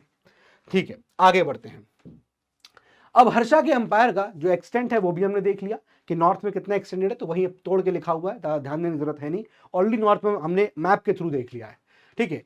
अब यहां पर एक इंपॉर्टेंट बात यह है कि उसकी जो रियल अथॉरिटी थी did not extend beyond a compact territory between Ganga and Yamuna, उसके बियॉन्ड नहीं थी। क्यों नहीं थी? हर्षवर्धन की लड़ाई पुलकेशन 2 से हुई थी और वहां बैंक पे नर्मदा के तट पे वो हार गया था, ठीक है। लेकिन हर्षवर्धन के रिलेशंस चाइना से बड़े जबरदस्त थे, ठीक है, बड़े अच्छे फ्रेंडली रिलेशंस थे चाइना से, ध्यान रखिएगा। और कंटेम्प्रेरी जो थे, Harsha was the contemporary of Tang umpire, please इसको ध्यान रखिएगा कि हर्षा वाज द कंपनी, क्योंकि इसके अच्छे रिलेशंस थे चाइना से। और अभी करंट के सिनेरियो में हम देख रहे हैं कि इंडिया इज ट्राइंग टू, या China is trying, both the countries are trying to have good relations, है ना। फ्लाइट वगैरह जो है वो प्लेन फ्लाइट स्टार्ट कर दी गई हैं, पीपल टू पीपल कॉन्टैक्ट की बात हुई है, राइट, इस तरह की चीजें हो रही हैं। तो मे भी मतलब हो सकता है कि हाँ हर्षवर्धन का रिलेशन चाइना के साथ यहाँ पर हो। तो Harsha maintain friendly relation with China and was contemporary of Tang umpire. Tang umpire में कौन रूलर था? ताई सुंग, राइट। अब ताई सुंग ने यहाँ पर एम्बेसी भेजी थी 643 में और 647 में, 2 बार हर्षा के टाइम पे आप देखोगे कि ताई जो आपका ये ताई सुंग है, उन्होंने यहाँ पर एम्बेसी यानी कि अपने लोग वगैरह जो है भेजे थे in the Harsha umpire. Clear है? तो ये बात बेसिक यहाँ ध्यान रखिएगा। अब और क्या क्या बातें हैं, देखिए कुछ चीजें यहाँ लिखी हैं, जल्दी जल्दी इसको देख लेते हैं, है ना, वरना बहुत सारा फैक्ट होगा। क्राउन लैंड के 4 पार्ट्स होते हैं। क्राउन लैंड मतलब क्राउन की लैंड यानी कि राजा की जमीन। अब राजा की जमीन है, जाहिर सी बात है पूरा टेरिटरी जहां तक रूल कर रहा है वो जमीन राजा की होगी। उस जमीन के 4 टुकड़े किए गए थे। पहला टुकड़ा था स्टेट के अफेयर्स, जो भी मतलब ऐसी जमीन जो स्टेट अफेयर्स में काम आएगी, उसमें जो भी पैसा रुपया मिलेगा उस जमीन से वो स्टेट के अफेयर्स के खर्चों में काम किया जाएगा। दूसरा था मिनिस्टर के पेमेंट, यानी कि कुछ ऐसी जमीन भी डिक्लेयर करी गई थी कि उससे जो रेवेन्यू आएगा उससे हम लोग मंत्रियों की सैलरी वगैरह जो है वो दिया करेंगे। कुछ यार रिवॉर्ड्स की थी, किसी ने अच्छा काम किया, बहादुरी का काम किया, रिवॉर्ड करना है, तो वहां पर हम लोग क्या कर रहे हैं, हमने एक जमीन कुछ ऐसी डिक्लेयर कर रखी है कि उस पर्टिकुलर जमीन के पैसे से हम लोग रिवॉर्ड्स देंगे। और फिर कुछ जमीन यहाँ पर रिलीजियस पर्पस के लिए होती थी, तो चैरिटी के लिए दी जाती थी। इसका मतलब जो इंस्टीट्यूशन, रिलीजियस इंस्टीट्यूशन हैं वो यहाँ पर पावरफुल हो रहे हैं। अब अगर यहाँ पर ये जमीनें हैं और ये जमीनों से अगर मान लीजिए रेवेन्यू आ रहा है ना, और रेवेन्यू को 4 पार्ट्स में डिवाइड कर दिया गया कि इस काम के लिए इस्तेमाल करेंगे एक तरीके से, तो रेवेन्यू अगर है तो टैक्स लिया जाएगा। टैक्स की बात करेंगे तो 3 प्रकार के टैक्स हो गए, भाग हो गया, हिरण्य हो गया और बलि हो गया। अब भाग जो है वो 1/6 ऑफ द प्रोड्यूस था। हिरण्य जो है वो आपका कैश जो आप फार्मर्स एंड मर्चेंट्स को दे रहे हैं, जो आप फार्मर्स और मर्चेंट्स को देना है। एंड देन बलि, अब ये डिफाइंड नहीं क्या था लेकिन कुछ तो था, ये टैक्स यहाँ पर इस तरह से एग्जिस्ट करता था, ठीक है, हर्षवर्धन के टाइम में। आगे आते हैं जुडिशियल एडमिनिस्ट्रेशन में, यहाँ पर जो जजेस थे उनको यहाँ पर मीमांसका बोला गया, मीमांसका बोला गया, ध्यान रखिएगा। दूसरी बात, क्रिमिनल लॉज जो है वो और ज्यादा स्ट्रिक्ट हो गए थे हर्षवर्धन के टाइम पे। पनिशमेंट्स कैसी दी जाती थी, बैनिशमेंट, यानी कि आपको साम्राज्य से निकाल दिया, बैनिश कर दिया, ऐसे पनिशमेंट होती थी। लिम्ब चॉप, मतलब आपके हाथ पैर जो है वो काट दिए गए, आप झूठ बोल रहे हैं कुछ कर रहे हैं तो आपके हाथ पैर काट दिए गए, पनिश करना है। देन उसका trial by ordeal, trial by ordeal का मतलब ये हो गया कि ऐसे आज की डेट में होता नहीं है कि भाई हम लोग कभी बचपन में क्रिकेट खेला करते थे, राइट, तो ऐसा होता है कि भाई तुम कसम खाओ, तुमने ऐसा किया, हम कसम खा लेंगे, तो फिर हम बोलते देखा अगर ये झूठी कसम खा रहा होगा तो उसके साथ बुरा हो जाएगा, अगर तुम तुम झूठ बोल रहे होगे तो तुम्हारे साथ ऐसा हो जाएगा। ये कोई तरीका थोड़ी है। तो ट्रायल बाय ऑर्डियल होता था, ठीक है, अगर मतलब ऐसा कुछ गलत काम किया होगा तो भगवान ऊपर बैठा ईश्वर जो है वो पनिशमेंट कर देगा, है ना। तुमने अगर चीटिंग करी, आउट हो गए, या क्रिकेट में आउट हो गए, आउट हुए कि नहीं हुए, अगर आउट नहीं, अगर तुम झूठ बोल रहे हो तो तुम मत देखना अगली बॉल पे तुम आउट हो जाओगे, इस तरह की बातें भी होती है। देखा तुम झूठ बोल रहे हो, तुम अगली बॉल, तुम अगले उसमें हार जाओगे, तुम अगले एग्जाम में फेल हो जाओगे, तुमने चीटिंग करी होगी, तो इस तरह की ये ट्रायल बाय ऑर्डियल हो जाता था, ठीक है। देन ऑब्जर्वेशन, यहाँ पर ह्यून त्सांग, अब ह्यून त्सांग जो है वो हर्षवर्धन के टाइम पे यहाँ पर आए थे और वो अपना अकाउंट देते हैं, मतलब अपने बारे, अपना जो भी देखा उन्होंने हर्षवर्धन के टाइम पे उसका ब्यौरा दिया। उस अकाउंट का नाम है, उसको बोलते हैं CUK, this is the name of the accounts of Hyun Tsang. अब यहाँ पर दो इंपॉर्टेंट बातें जो है ह्यून त्सांग ने बोली। उन्होंने कहा कि हर्षवर्धन के टाइम में जो लॉ एंड ऑर्डर है बड़ा जबरदस्त है, बहुत ही बेहतरीन चल रहा है, लेकिन एक तरफ ये भी बोलते हैं ह्यून त्सांग कि मेरी जो सामान जो है वो चोरी हो गया है ना, my things have been stolen. तो दो बातें वो यहाँ पर एक साथ कर रहे हैं। लेकिन ह्यून त्सांग जो भी है, खैर उनको प्रिंस ऑफ पिलग्रिम्स भी कहा जाता है, इतना विविड अकाउंट्स दे गए हैं वो हर्षवर्धन के बारे में, तो उनको प्रिंस ऑफ पिलग्रिम्स भी कहा जाता है। 5 साल तक नालंदा यूनिवर्सिटी के अंदर उन्होंने एक कोर्स खरीद लिया था, है ना, यहाँ पर उन्होंने संकल्प और प्रहार बैच भी ले लिया था, 5 साल बढ़िया पढ़ाई वढ़ाई करी, राइट। तो समझ रहे हो कि नहीं, कुल मिला के ये है कि नालंदा यूनिवर्सिटी में 5 साल वो यहाँ पर रहते हैं। अब ह्यून त्सांग जो है वो जिस तरह से उनका व्यवहार रहता था, हर्षवर्धन बड़ा उससे इंस्पायर हो गया था कि यार क्या जबरदस्त आदमी है ये वो, और इसलिए देखो कि हर्षवर्धन बाद में कन्वर्ट भी हो जाता है महायान बुद्धिज्म में, ठीक है। इस प्रकार की चीजें यहाँ पर, because he admired Hyun Tsang a lot, काफी ज्यादा जो है एडमायरेशन हर्षवर्धन जो है वो रखता था, क्लियर है। नाउ अब हर्षवर्धन के टाइम पे 2 असेंबलीज होती है, कन्नौज असेंबली होती है और एक प्रयाग कॉन्फ्रेंस होती है। कन्नौज असेंबली में आप देखोगे कि यह असेंबली में लगभग 20 राजाओं को बुलाया गया, लगभग ये 630 से लेकर 643 AD के बीच में हुई। लगभग 20 राजा आप देखोगे तो यहाँ पर इन्वाइटेड होते हैं, ब्राह्मण्स भी होते हैं, बहुत सारे ब्राह्मण आए होते हैं, सभा लगी होती है, ठीक है। ह्यून त्सांग को भी इन्वाइट किया जाता है, कहा जाता है कि भाई आप बताइए अपने रिलीजन के बारे में, ऐसा वैसा। तो ह्यून त्सांग जब स्पीच देने लगते हैं तो उसमें वो बुद्धिज्म की बहुत तारीफें हुई, ऐसा है, ये है, वो है ना, और अदर रिलीजन की थोड़ी बुराइयां भी होनी शुरू हो गई। तो ऐसे में बाकी लोग बैठे थे, ब्राह्मण्स बैठे थे, अब लोग गुस्सा आ गए कि आदमी क्या बोल रहा है, ये नहीं सुना जाएगा। इतना गुस्सा हो गया कि लोगों ने फिर आग वाग लगा दी, ऐसा भी हो गया। ऐसा भी हुआ कि भाई प्लॉट किया गया ह्यून त्सांग को मारने का, है ना, और इसको ह्यून त्सांग को मारने का प्लान हुआ, हर्षवर्धन को मारने का प्लान हुआ। तो हर्षवर्धन ने कहा कि देखो ह्यून त्सांग की तरफ किसी ने आंख उठा के देखा ना तो आंखें निकाले, गोटियां खेलूंगा गोटियां, इस तरह की बातें बोली। तो बड़ा ब्रोमांस चल रहा है हर्षवर्धन का ह्यून त्सांग के साथ, राइट। तो ये हुआ। दूसरी बात, यहाँ पर प्रयाग कॉन्फ्रेंस हुआ। प्रयाग कॉन्फ्रेंस में आप देखोगे तो ह्यून त्सांग यहाँ पर भी थे, और ऐसा कहा जाता है कि हर्षवर्धन ने इस कॉन्फ्रेंस के अंदर यू विल फाइंड कि अपना सारी चीजें जो हैं वो भी पर्सनल बिलोंगिंग्स तक यहाँ पर गिफ्ट कर दी थी, ठीक है। कुछ अपने कपड़ों को छोड़कर उसने पूरी सब चीज़ों को गिफ्ट कर दिया था। तो हर्षवर्धन की यहाँ पर ये 2 असेंबलीज इंपॉर्टेंट हो गई। अब एडमिनिस्ट्रेशन डिवीजन की बात करेंगे तो हर्षवर्धन का अंपायर जो था भुक्ति में डिवाइडेड था। Bhukti was divided into Vishwapati and Vishwapati was divided into Pathakas. ये यहाँ डिवीजन था हर्षवर्धन का अंपायर, ठीक है। अब यहाँ पर हर्षचरिता के अंदर कुछ ऑफिशियल्स के नाम है, जैसे आप देखोगे भोगपति, है ना, आयुक्ता, है ना, प्रतापलका, पुरुषा। तो ये कुछ यहाँ पर ऑफिशियल्स हैं जो बताए गए हैं कि हर्षवर्धन के टाइम पर यहाँ पर काम करते रहे होंगे, ठीक है। ये सब चीजें आपको यहाँ पर मिली हैं। देन उसके बाद आर्मी की बात करेंगे तो आर्मी, यहाँ पर आर्मी जैसे आप देखोगे कुछ यहाँ पर सोल्जर्स, उनको क्या बोला जा रहा है, छाता और भाटा। तो ऑर्डिनरी सोल्जर्स को छाटा भाटा बोला जाता है, ठीक है। फिर उसके बाद कैवलरी ऑफिसर्स को बृहदेश्वरा बोला जा रहा है, ठीक है। इन्फेंट्री ऑफिसर्स को यहाँ पर बालाधि कृतास और महाबालाधि कृता बोला जा रहा है। तो ये आपको फैक्ट है, याद रखना पड़ेगा। इस तरह की चीजें आपको यहाँ पर हैं। और आर्मी की 4 अंग यहाँ पर हो गए थे। सोसाइटी की बात करेंगे, सिंपल है, रिलीजियस पॉलिसी। हर्षवर्धन पहले एक जैन यहाँ पर इनिशियली वो शिव जी को यहाँ पर मानते थे, बाद में आप देखोगे लेटर वो महायान बुद्धिज्म में कन्वर्ट हो जाते हैं ह्यून त्सांग से मिलने के बाद, ठीक है, 2 असेंबलीज भी करवाई थी, दोनों का जिक्र मैंने आपसे कर दिया है, एक प्रयाग कॉन्फ्रेंस और एक कन्नौज असेंबली हो गई। ठीक है, तो initially Harshvardhan was basically Shiv ji का follower and then he later on he converted into Buddhism.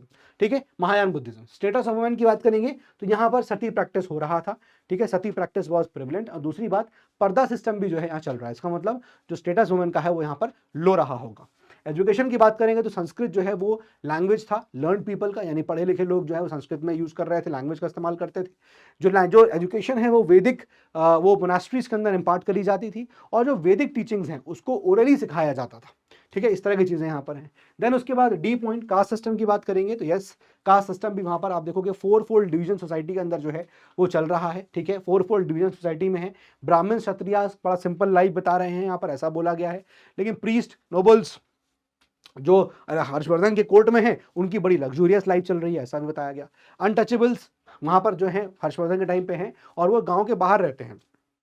ऐसे ही बूचर हो गए, कसाई हो गए, है ना, डांसर्स हो गए, स्वीपर्स हो गए, फिशरमैन, ये भी शहर के बाहर रह रहे हैं। कास्ट सिस्टम वहां पर रिजिड है, लेकिन कोई कॉन्फ्लिक्ट देखने को नहीं मिल रहा है। कल्चरल प्रोग्रेस की बात करेंगे तो आइए कल्चरल प्रोग्रेस में यू विल फाइंड कि हर्षवर्धन जो है वो पैट्रॉन था लिटरेचर का। मैंने आपको स्टार्टिंग में बताया था कि हर्षवर्धन को उसको ज्यादा मन नहीं लगता था लड़ाई वड़ाई में, है ना, तो आप देखोगे कि उसका जो बेसिकली रुझान था वो कल्चरल चीजों पे था। तो हर्षवर्धन यहाँ पर पैट्रॉन था लिटरेचर का। एक प्रोमिनेंट ऑथर था बाणा, इसकी 2 किताबें इंपॉर्टेंट है, इसने एक लिखी है हर्षचरिता और दूसरी लिखी हुई है कदम्बरी, दोनों को ध्यान रखिएगा। नालंदा यूनिवर्सिटी जो है वो हर्षवर्धन के टाइम पे ही पीक पे गई, ध्यान रखिएगा। और कल्चरल कॉन्फ्लिक्ट उसके कॉन्ट्रीब्यूशन में टाइम में he himself was a prominent writer. अब हर्षवर्धन आप देखोगे जनरली तो ऐसा नहीं हो सकता कि राजा ने खुद ये चीजें लिखी हो, है ना, होता था कि कोई और लिखेगा और नाम राजा का हो जाएगा क्योंकि राजा पैसा रुपया जो है खर्च कर रहा है। तो बेसिकली यहाँ पर ही हिमसेल्फ प्रोमिनेंट राइटर था और 3 इंपॉर्टेंट वर्क्स हैं उसके, कौन कौन से, प्रियदर्शिका, रत्नावली और नागानंदा। ठीक है ना, ये ध्यान रखिएगा, तीनों इंपॉर्टेंट वर्क्स हैं और ये आपके हर्षवर्धन से रिलेटेड यहाँ पर हो गए। ठीक है, एक फैक्ट और है कि 1670 में यानी हर्षवर्धन की डेथ के बाद यू विल फाइंड कि चाइनीज पिलग्रिम है इत्सिंग। तो ये ध्यान रखना कि ऐसे पूछ सकता है कि भाई हर्षवर्धन के टाइम में इनमें से कौन कौन से लोग भारत में आए थे चाइनीज पिलग्रिम, तो आपसे ऑप्शन दे सकता है, राइट, आपको ह्यून त्सांग लिखेगा, इत्सिंग लिख देगा तो ध्यान रखना Itsing did not came in the time of Harshvardhan, वो आया 670 AD में, नालंदा विजिट करता है नालंदा यूनिवर्सिटी, और ये इंपॉर्टेंट चीज़ है। और नालंदा यूनिवर्सिटी एक तरह से 200 विलेजेस का जो रेवेन्यू है वहाँ पर जा रहा है, उससे जो नालंदा यूनिवर्सिटी है वो चल रही है, वगैरह वगैरह काम यहाँ पर छो रहा है। तो ये कल्चरल प्रोग्रेस की बात यहाँ पर हो गई। ठीक है भाई लोग, तो this is about the Harshvardhan period. ये हमने 1 घंटा हमको यहाँ पर लगा। अब आइए बात होती है चालुक्य पल्लवा की। हालांकि मैंने काफ़ी आपको ऑलरेडी इंट्रोड्यूस कर दिया है चालुक्य पल्लवा की चीज़ों से, ठीक है, और अब हमें ज़्यादा इसमें यहाँ पर एंटर करने के मतलब हम ऑलरेडी देख चुके हैं चालुक्यास कैसे आएंगे, पल्लवास कैसे आएंगे। ठीक है, तो ये कहानी क्लियर हो गई है कि हाँ भाई पहले सर, अब देखिए यहाँ पर डायरेक्टली अब ऊपर नॉर्थ का कहानी खत्म हो चुका है, हम साउथ की कहानी की बात कर रहे हैं। ठीक है, तो यहाँ पर हम देख रहे हैं कि सर ये ऑरेंज वाला एरिया है, यहाँ पर पहले क्या था, सातवाहन थे, सातवाहन के बाद वाकाटाका आ गए, वाकाटाका के बाद यू विल फाइंड चालुक्यास आ गए। ठीक है, तो सातवाहन यहाँ पर पहले मौर्यास के फ्यूडेटरी थे, मौर्यास जब डिक्लाइन किए सातवाहन इंडिपेंडेंट हो गए, सातवाहन जब खत्म होते हैं 220 AD में तो वाकाटाका आ गए, वाकाटाका जब एंड होते हैं तो वहाँ चालुक्यास आ गए।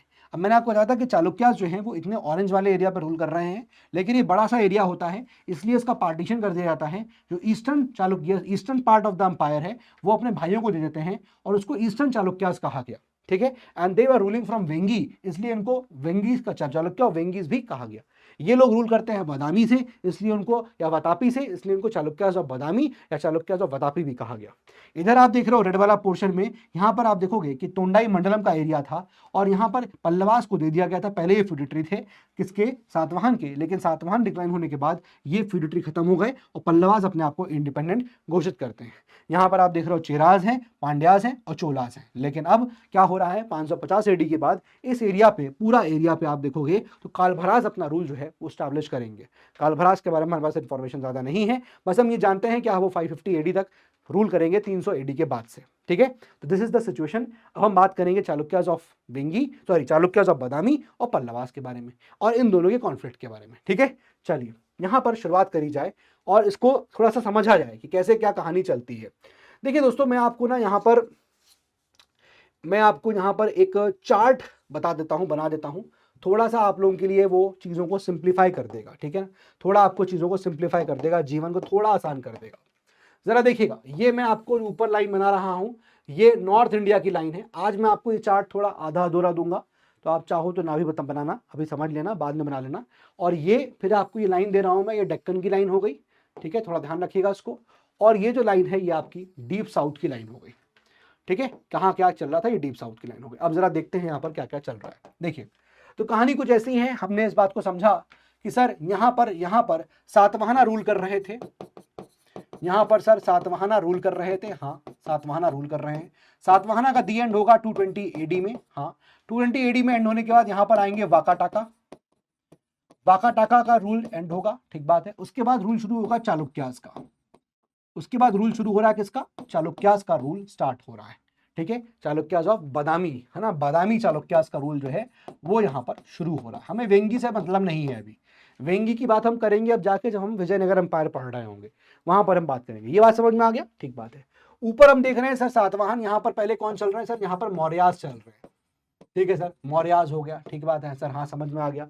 अब मौर्यास डिक्लाइन कर गए 182 बीसी के आसपास, हाँ सर मौर्यास तो डिक्लाइन कर गए, राइट। अब मौर्यास डिक्लाइन कर गए तो ऊपर आप देखोगे फिर कौन, कुषाण आ गए होंगे। नॉर्थ इंडिया में इंडो ग्रीक सब चलते हैं, पोस्ट मौर्य चलता है वगैरह वगैरह, ठीक है। बट आप समझ रहे होगे कि हाँ सर यहाँ पर धीरे धीरे हमको समझ में आ रहा है, जस्ट अ मिनट, हाँ यहाँ पर हमको समझ में आ रहा है, यस। फिर यहाँ पर जो रूल आएगा वो पोस्ट मौर्य का रूल होगा, ठीक है, पोस्ट मौर्य का रूल होगा, ठीक बात है। और कहीं ना कहीं फिर उसके बाद हम देखेंगे गुप्तास का रूल आ गया सर, गुप्तास। और गुप्तास जो रूल कर रहे हैं, they are ruling somewhere around 320 AD. Chandragupta का रूल लिख रहा हूं, चंद्रगुप्ता 1 का रूल जो है, चंद्रगुप्ता 1 का रूल 320 एडी से, और ये रूल कर रहे हैं लमसम 550 एडी तक, ये भी रूल कर रहे हैं लमसम 550 एडी तक, ठीक है। तो गुप्तास और इनका रिलेशन क्या था, मैट्रिमोनियल लाइंस, याद करिए, याद आ रहा है, इनके बीच में तो सर मैट्रिमोनियल लाइंस हो गया था, हाँ ठीक बात है, मैट्रिमोनियल लाइंस हो रहा है, हाँ हाँ सही बात है, सही बात है। कैसे, प्रभावती गुप्ता की शादी जो है वो वाकाटाका का रूलर रुद्र, सॉरी प्रभावती गुप्ता की शादी जो है वो रुद्रसेन से करवा दी गई थी, याद आ रहा है, ठीक है। तो वाकाटाका के रूलर से यहाँ पर शादी हो गई, हाँ ठीक है, ये समझ में आ गया हमको वाकाटाका के साथ। तो हमने यहाँ देखा कि हाँ प्रभावती गुप्ता की शादी वाकाटाका के साथ, फाइन फाइन फाइन, समझ में आ गया, ओके फाइन। नीचे क्या चल रहा है साहब, 320 एडी यानी 300 के आसपास, यहां से हम देखते हैं सर संगम एज चल रही है, संगम एज 300 बीसी से चल रही है ना, ये तो यहां से चल रही होगी, संगम एज 300 बीसी। अब यहां पर मैं पीछे नहीं ले रहा हूं, 300 एडी खत्म कहां हो रहा है, यहां पर, यहां तक हमें कौन देखने को मिल रहा है, 300 एडी, यहां पर खत्म हो रही है संगम एज, ठीक है ना। संगम एज का यहां पर क्या हो रहा है, खात्मा हो रहा है, यानी कि वो 3 अंपायर्स यहां पर क्या हो रहे हैं, चोला चेरा पांड्या खत्म हो रहे हैं, 300 एडी खत्म क्या होंगे, सप्रेस हो जाएंगे। क्योंकि इसके बाद जो रूल शुरू होगा 300 एडी के बाद, वो होगा कालभरास का, वो रूल होगा, आप देखोगे कालभरास का रूल होगा। और कालभरास भी दोस्तों आप देखोगे तो वो भी लमसम 550 एडी तक जो है यहाँ पर रूल करेंगे, ठीक है। मैं सब अप्रोक्सीमेशन में बता रहा हूं, ध्यान रखना, क्योंकि हो सकता है कि थोड़ा बहुत ऊपर नीचे हो जाए डेट्स, बट समझने के लिए हमको कि भाई कौन किसका कंटेम्प्रेरी है, इसलिए आपको बता रहा हूं कि डीप साउथ में, डीप साउथ समझ रहे हो ना, जहां पर ये लोग थे वहां पर कालभरास हैं, यहाँ पर सातवाहन आए, वाकाटाका आए, फिर चालुक्यास आ गए, यहां तक कहानी समझ में आ गई, हाँ सर ठीक बात है। अब यहां जरा देखिएगा, एक आपको लाइन और बचा, ये तो हो गया गुप्ता, ठीक है। अब गुप्ता के बाद जो कहानी हो रही थी वो हो रही है पोस्ट गुप्ता की, यानी कि नॉर्थ में किसका रूल आ रहा है, हर्षा का रूल आ रहा है, नॉर्थ में किसका रूल आ रहा है भाई, हर्षा का रूल आ रहा है। तो हमने कहा कि सर इसके बाद कुछ टाइम तक कंफ्यूजन रहा कि कौन गद्दी बैठेगा, और फिर हम देखते हैं कि 606 एडी में finally Harshavardhan sits on the throne, Harsha throne पे आ गया, हाँ सर, और हर्षा थ्रोन पे आ गया है सर, ये रूल करेगा 647 एडी तक, 647 एडी तक रूल करेगा। ओ हो, हर्षा यहां रूल कर रहा है, तो नीचे भी तो चालुक्यास हैं, और मैंने आपको बताया था अभी कि चालुक्य का रूलर कौन है भाई, पुलकेशन टू। ओ पुलकेशन टू से जो लड़ाई हुई थी, हर्षवर्धन को हराने वाला भी तो यही है, पुलकेशन टू ही तो है, यस। तो चालुक्यास नीचे दिख रहे हैं आपको, राइट, चालुक्यास आपको नीचे दिख रहे हैं, ठीक बात है सर, बिल्कुल सही बात है। अब नीचे क्या होगा कहानी, यहां पर कालभरास है। अब क्या कहानी है, कालभरास का दी एंड किसने किया है समझिएगा, कालभरास को दी एंड किसने किया, कालभरास का दी एंड किया सर पल्लवा के रूलर ने। अरे यार इस चार्ट में पल्लवास कहां पर है, अब जरा देखिए पल्लवास कहां पर है, जरा समझिए पल्लवा की कहानी को, पल्लवास कहां है। मैं यहां पर पल्लवास को ड्रॉ कर देता हूं, मैं यहां पर पल्लवास को ड्रॉ कर रहा हूं। अब जरा देखिएगा कहानी का खेल, मजा आ जाएगा आप लोगों को, क्या होगा, अच्छा ये कहानी चल रही थी। अब जरा देखिए भाई, तुम बताओ कि जब सातवाहन यहां पर रूल कर रहे हैं तो उन्होंने टोंडाई मंडलम के एरिया कैप्चर कर दिया है और पल्लवा को दे दिया गवर्न करने को, इसका मतलब पल्लवास तो तब भी थे, यानी कि 220 एडी सातवाहन एंड हो रहे हैं सर, पल्लवास तब भी हैं, पल्लवास तब भी हैं, लेकिन इस वक्त पल्लवास सर एक फ्यूडेटरी की तरह थे। ओ, एक फ्यूडेटरी की तरह है, ओ हो। लेकिन जैसे ही यहां पर खत्म हुआ है ये रूल सातवाहन का, अब पल्लवास यहां पर भी है मालिक, पल्लवास तो यहां पर भी हैं, लेकिन अब पल्लवास आजाद हो गए हैं, इंडिपेंडेंट हो गए हैं, ओ हो, इंडिपेंडेंट हो गए। वाका टाका भी खत्म हो गए, क्यों, मैंने बताया ना कि इसके बाद जब वाका टाका खत्म हो रहे हैं, पल्लवास अभी भी चले जा रहे हैं। अच्छा जी, तभी तो हम देख रहे हैं ना कि पल्लवा के रूलर ने यहां पर कालभरा के रूलर के ऊपर अटैक करके कालभरास के रूल को दी एंड कर दिया, यानी कि कालभरास का रूल यहां पर दी एंड हो जाएगा। अब सर दी एंड हो गया तो कालभरास के बाद कौन आएगा? भाई जाहिर सी बात है, मैंने आपको कहा था कि ये लोग जो है they are waiting for the time कि कभी तो उनका रूल गिरे और हम यहां पर उदय हो जाएं। तो जब यहां कालभरास के रूलर को मार दिया गया तो उसके बाद डीप साउथ में क्या हुआ, ये कहानी अब शुरू होगी आपकी मेडिवल हिस्ट्री के अंदर। ठीक है, यहां पर इंपीरियल चोलाज आएंगे अब। ठीक है, इंपीरियल चोलाज, पर क्या ये वही चोलाज हैं जो यहां पर थे? इसका मैं आंसर आपको तभी मेडिवल हिस्ट्री में दूंगा, लिख देता हूं जरूर यहां पर कि अब जो मेडिवल हिस्ट्री में हम एंटर कर रहे हैं, यहां पर शुरुआत हो जाएंगे इंपीरियल चोलाज की। ओफो, इंपीरियल चोलास की शुरुआत हो गई। ठीक बात है, हर्षा की डेथ होगी और हर्षा की डेथ के बाद कुछ सालों के बाद यू विल फाइंड यहां पर फिर कुछ पॉलिटिकल कंफ्यूजन था, कुछ सालों का फिर से पॉलिटिकल कंफ्यूजन कि अब कौन गद्दी पे आएगा, और इसके बाद कौन आएंगे, गुर्जरा प्रतिहारा आ जाएंगे, गुर्जरा प्रतिहारा आ जाएंगे। ये भी क्या हो गया, ये भी आपका मेडिवल हिस्ट्री में आ गया। यहां से हम लोग मेडिवल हिस्ट्री में एंटर कर रहे हैं, यहां भी हम लोग मेडिवल हिस्ट्री में एंटर कर रहे हैं। ये चैप्टर्स मेडिवल हिस्ट्री के हैं, अर्ली मेडिवल हिस्ट्री। और चालुक्यास जो यहां पर आप देख रहे हो, चालुक्यास का भी दी एंड जब हो जाएगा, लगभग आप देखोगे टाइम आपको एग्जैक्टली, बट हाँ चालुक्यास जब एंड होंगे तो यहां पर उसके बाद आएंगे Rashtrakutas. When they will come to an end, इसके बाद कहानी शुरू होगी राष्ट्रकूटा की, राष्ट्रकूटास, उसी जगह पर राष्ट्रकूटा मिलेंगे। तो ये कहानी हमारी मेडिवल हिस्ट्री की शुरू हो रही है और ये कहानी हमने अभी तक यहां पर पूरी एंशिएंट हिस्ट्री की देखी। तो बताने का ऑब्जेक्टिव क्या था कि भाई ये पल्लवास भी यहां पर इंडिपेंडेंट हैं। हाँ सर, ओके फाइन। तो आप देखिए ना, अपने आप देखिए ना कि चालुक्य पल्लवा ये आपस में कॉन्टेम्परेरी दिख रहे हैं और इन्हीं के बीच में क्या हो रहा है, कॉन्फ्लिक्ट हो रहा है। और हर्षवर्धन का कॉन्फ्लिक्ट ऊपर भी यहां पर हो रहा है, ये चलो पुलकेशन का कॉन्फ्लिक्ट ऊपर भी हो रहा है, नीचे भी हो रहा है। बात समझ में आ रही है? यही चार्ट अगर आप समझ गए तो कहानी आपकी इजी हो जाएगी।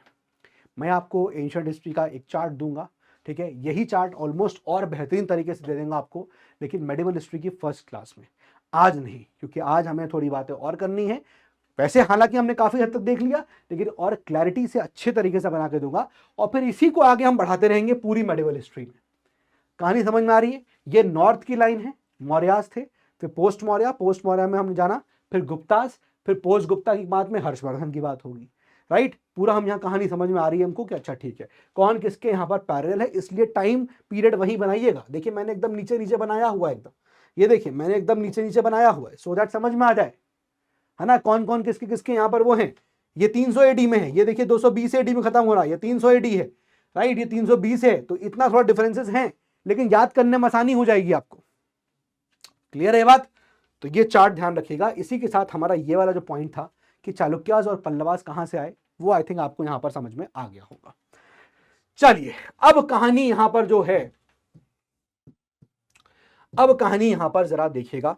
मैं आपको जल्दी से पॉलिटिकल हिस्ट्री दोनों की यहां बता देता हूं ताकि आपकी पॉलिटिकल हिस्ट्री एक बार में खत्म हो जाए। ठीक है, देखिए ये जो लाइन मैंने बनाई है, दिस इज द लाइन जो चालुक्य रूलर्स की है, और ये जो लाइन है, ये लाइन पल्लवा के रूलर्स की है। अब चालुक्यास कैसे आए, वाकाटाका के बाद आए, वो बात क्लियर हो गई। पल्लवास के रूलर हैं, ये आप देख रहे हो, टोंडाई मंडलम का एरिया कैप्चर करके पल्लवास वहां पर हमें सीन में देखने को मिलते हैं। ठीक है, और फिर पल्लवास पहले फ्यूडेटरी थे, बाद में इंडिपेंडेंट हो गए। अब चालुक्यास आ गए तो चालुक्य पल्लवा, अब उनका एक्सपेंशन हो, अब उनका कॉन्फ्लिक्ट हो रहा है। तो पल्लवास बहुत पुराने हैं, ठीक है। अब जरा देखिए कैसे सिनेरियो है। पुलकेशन वन, पहले चालुक्य के रूलर की बात कर लेते हैं। पहले मैं काम करता हूँ, पहले आपको, हाँ चलिए चालुक्य से शुरू कर लेते हैं। दोनों को एक साथ पढ़ना पड़ेगा, जनरली अलग अलग पढ़ते तो बड़ा मुश्किल हो जाता है रिकलेक्ट करना, समझ याद करना कि किसने किसको क्या कब किया। तो यहाँ पर क्या है, जिस हिसाब से टाइमलाइन लिखी हुई है आपको समझ में आ जाएगा कि कौन किसके पैरेलल है, कौन किसका कंटेम्प्रेरी है, वो आपको यहाँ पर समझ में आ जाएगा, ठीक है ना। इसीलिए देखिए पहले फाउंडर कौन है, Pulakeshin one, Pulakeshin one is the founder. उसके बाद आप देखिए लड़का आया उसका कीर्तिवर्मन वन हो गया। फिर आप देखोगे यहाँ पर आया पुलकेशन टू, तो इनके बारे में कुछ खास चीजें नहीं है। Pulakeshin one is the founder, ये बात ध्यान रखिएगा। कभी इस तरह क्वेश्चन हो गया कि चालुक्य का यहाँ पर फाउंडर कौन था, चालुक्य का बदामी का, तो पुलकेशन वन हो गया, ध्यान रखिएगा। पुलकेशन टू नहीं है, पुलकेशन वन। पुलकेशन टू यहाँ पर आया, ठीक है। पुलकेशन टू के बाद विक्रमादित्य, कई सारे रूलर्स और बीच में आते हैं, उनकी जरूरत नहीं है, बहुत अनइंपॉर्टेंट रूलर्स हैं। विक्रमादित्य हो गया, ये इंपॉर्टेंट है। Last of the rulers was Kirtivarman two, Kirtivarman two was the last of the rulers, ठीक है। और कीर्तिवर्मन टू जो है, ये जो आखिरी रूलर था चालुक्यास का, तो इसका एक फ्यूडिटरी था, इसका नाम था दांती दुर्ग। तो दांती दुर्ग ने इसको ट्रिब्यूट पे करने से मना कर दिया कि अब तुमको पे नहीं करेंगे, पैसा नहीं भेजेंगे, अब कोई पेटी नहीं भेजेंगे। तो कीर्तिवर्मन ने अटैक कर दिया दांती दुर्ग के ऊपर, और जब अटैक किया तो इस लड़ाई में कीर्तिवर्मन खुद हार गया और दांती दुर्ग ने राजपूत अंपायर का, राजपूत डायनेस्टी का स्टैब्लिशमेंट कर दिया। इस तरह से राजपूत डायनेस्टी चालुक्यास के बाद आ जाएगी उसी जगह पर। क्लियर है ये बात? फिर से बता रहा हूं, Pulakeshin one founder, Kirtivarman one, ध्यान रखना वन टू का, बिकॉज कीर्तिवर्मन टू यहां पर आ रहा है। फिर पुलकेशन टू, ये जी अभी इसकी कहानी बताता हूं आपको। Vikramaditya, then Kirtivarman two. Kirtivarman two was the last of the rulers, right. उसका एक यहाँ पर ट्रिब्यूटरी एक वो फ्यूडिटरी था जिसने मना कर दिया कि हम जो है यहाँ पर पैसा नहीं, आपको नहीं देंगे, मतलब हम आपको अब ट्रिब्यूट पे नहीं करेंगे। और जब उसने मना कर दिया ट्रिब्यूट पे करने से, तो कीर्तिवर्मन टू ने अटैक कर दिया दांती दुर्ग पे, और दांती दुर्ग ही इस लड़ाई को जीत गया और उसने राजपूत डायनेस्टी का एस्टैब्लिशमेंट कर दिया। क्लियर है? अब आइए यहाँ पर हम इन रूलर्स को देख लेते हैं। तो ये सिम्हा विष्णु, ये वही रूलर है पल्लवा का जिसने कालभरास के रूल को एंड किया था, है ना, एंडेड द कालभरा रूल। तो अगर मैं आपको इस वाले डायग्राम में याद कराऊं, तो ये जो यहाँ दिखाया है, देखिए पल्लवा के रूलर ने यहाँ पर द एंड कर दिया है। और ये किस रूलर ने किया है? तो अगर मुझे रूलर का नाम लिखना होगा, द एंड करने वाले, इस रूलर का नाम है सिम्हा विष्णु। इस रूलर का नाम है सिम्हा विष्णु, ये बात ध्यान रखिएगा, ठीक है। तो पल्लवा के इससे पहले भी और रूलर्स आए, ऐसा नहीं है कि नहीं आए। जैसे आप देखोगे शिव स्कंद वर्मन, है ना, इस तरह के रूलर्स थे, विजय स्कंद वर्मन। तो they were also there during this particular time, independent period में इस वक्त पे भी थे पल्लवा रूलर, लेकिन उतने प्रोमिनेंट नहीं थे। शिव स्कंद वर्मन, विजय स्कंद वर्मन सब थे यहाँ पर। लेकिन अभी जो यहाँ पर इस जगह के बाद जो पल्लवा रूलर्स हैं वो कॉन्फ्लिक्ट में रहेंगे चालुक्यास के, इसलिए हम लोग इसके बाद के रूलर्स को यहाँ पर देख रहे हैं पल्लवास के, है ना। ऐसे तो बहुत सारे हैं, फिर हम कहाँ तक पढ़ेंगे, बट अभी हम इसको पढ़ रहे हैं बिकॉज ये कॉन्फ्लिक्ट के साथ, इसके साथ कॉन्फ्लिक्ट बने हुए हैं। चलो क्या पल्लवा कॉन्फ्लिक्ट। तो आइए जरा देखते हैं यहाँ पर कौन कौन से इनके क्या रूलर्स हैं। तो हमें समझ में आ रहा है सिम्हा विष्णु, जिसने यहाँ पर कालभरा के रूलर को मारकर दैंड कर दिया था उनका रूल। फिर उसके बाद यहाँ पर एक रूलर आता है महेंद्र वर्मन। महेंद्र वर्मन आप देखोगे ज्यादा यहाँ पर लड़ाई वड़ाई में ज्यादा इंटरेस्ट रखता नहीं था, है ना। ये ज्यादा आदमी जो है कैसा था, आर्ट एंड आर्टिस्ट वाला आदमी था। यूपीएससी ने 2025 में यहाँ से सवाल पूछा था, राइट, कि चित्रकार पुली किसको कहा जाता है ना, ये सब किसके, तो महेंद्र वर्मन को यहाँ पर बोला गया था। 2025 के प्रीलिम्स में ये चीज पूछी गई, ठीक है, ऐसा सवाल आया हुआ है। Then Narasimha Varman one, Narasimha Varman one को यहाँ पर जो है हम लोग ममल्ला भी कहते हैं, ममल्ला भी कहा जाता है। और फिर आया परमेश्वर वर्मन, फिर आया नरसिम्हा वर्मन टू, फिर है नंदी वर्मन टू। अब आप देखोगे जब आप इसका कल्चर पढ़ोगे ना ऑफ द पल्लवा पीरियड, तो यू विल फाइंड कि जो टेम्पल्स होंगे पल्लवा पीरियड के वो भी 4 ग्रुप में डिवाइड किए जाएंगे अकॉर्डिंग टू द, एक तो महेंद्र वर्मन टाइप होगा, एक आप देखोगे नरसिम्हा वर्मन टाइप होगा, एक आप देखोगे मतलब ममल्ला टाइप बोलेंगे, एक आप देखोगे यहाँ पर नंदी वर्मन टाइप होगा, एक आप देखोगे नरसिम्हा, आप देखोगे परमेश, मतलब ऐसी चार टाइप के आपको यहाँ पर मिलेंगे। जब पढ़ोगे तो वहाँ आपको बताऊंगा मैं, ठीक है। तो ये अब देखिए कहानी कैसे चलती है। कहानी ये चली कि सिम्हा विष्णु वही है जिसने यहाँ पर रूल को एंड कर दिया। इसके बाद महेंद्र वर्मन का रूल चल रहा था। अब यहाँ पर हुआ क्या कि पुलकेशन ने जो है वो हर्षवर्धन को हरा दिया था, हर्षवर्धन को हराया था नर्मदा नदी के किनारे, और उससे बड़ा सा कॉन्फिडेंस हाई हो चुका था। इस बात का जिक्र कि मैंने हर्षवर्धन को हरा दिया है वो अहियोल इंस्क्रिप्शन में किया गया है, राइट, कि बैंक्स ऑफ नर्मदा पे मैंने हर्षवर्धन को हरा दिया है। इस बात का जिक्र पुलकेशन टू ने अहियोल इंस्क्रिप्शन में किया। इस जीत से पुलकेशन टू की जो कॉन्फिडेंस है काफी ज्यादा इंक्रीज हो गया था। तो इस वजह से यहाँ पर क्या हुआ, पुलकेशन टू ने अटैक कर दिया महेंद्र वर्मन के ऊपर। जब ये अटैक हुआ, इस बैटल को बोलते हैं हम लोग बैटल ऑफ पुलालूर। इस बैटल में पुलकेशन टू यहाँ भी जीत गया और महेंद्र वर्मन यहाँ पर हार गया। जब महेंद्र वर्मन हार गया तो अपनी बाप की मौत का बदला या अपनी बाप की जो डिफीट हुई थी उसका बदला लेने के लिए नरसिम्हा वर्मन जो है वो बौखलाया हुआ था कि मुझे अपने बाप की मौत का बदला लेना है, ठीक है। और इसलिए नरसिम्हा वर्मन यहाँ पर अटैक कर देता है वापस से पुलकेशन 2 पे, और पुलकेशन 2 पे अटैक किया तो इस लड़ाई को हम लोग बोलते हैं बैटल ऑफ मणिमंगलम। इस बैटल ऑफ मणिमंगलम में नरसिम्हा वर्मन जीत जाता है और पुलकेशन 2 का विजय रथ यहीं पर रुक जाता है। तो ह्यून त्सांग जो पहले हर्षवर्धन के टाइम पीरियड पे थे, जब उनको पता चला कि हर्षवर्धन हार गया है किससे, पुलकेशन 2 से, तो ह्यून त्सांग नीचे आ गए पुलकेशन 2 के टाइम पे, पुलकेशन 2 के एरिया में, और वहां सब कुछ देखने लगा, अच्छा अच्छा ऐसा है क्या, हर्षवर्धन से भी कोई बड़ा है, हर्षवर्धन को भी हरा दिया है, ये भी देखते हैं ह्यून त्सांग। लेकिन जब देखा कि पुलकेशन 2 भी हार गया, किसने हराया, पता चला नरसिम्हा वर्मन ने हराया। तो नरसिम्हा वर्मन के पास पहुंच गया, अच्छा अब इससे बड़ा भी कोई है जो यहाँ ये पुलकेशन 2 को हरा दिया है, तो वो नरसिम्हा वर्मन के पास पहुंच गए। ह्यून त्सांग जहां जहां जो जीत रहा था वहां पहुंच जा रहे थे। तो इस नरसिम्हा वर्मन को जो है यहाँ पर ममल्ला भी कहा जाता है, और ममल्ला के नाम पे ही, इस रूलर के नाम पे ही, is basically referred to as the wrestler also, है ना, रेसलर, ये इसी के नाम पे यहाँ शहर बसाया गया, इसको बोलते हैं ममल्लापुरम। और बाद में आज हम आज की डेट में इस शहर को हम लोग महाबलीपुरम भी कहते हैं, ठीक है ना, ध्यान रखिएगा।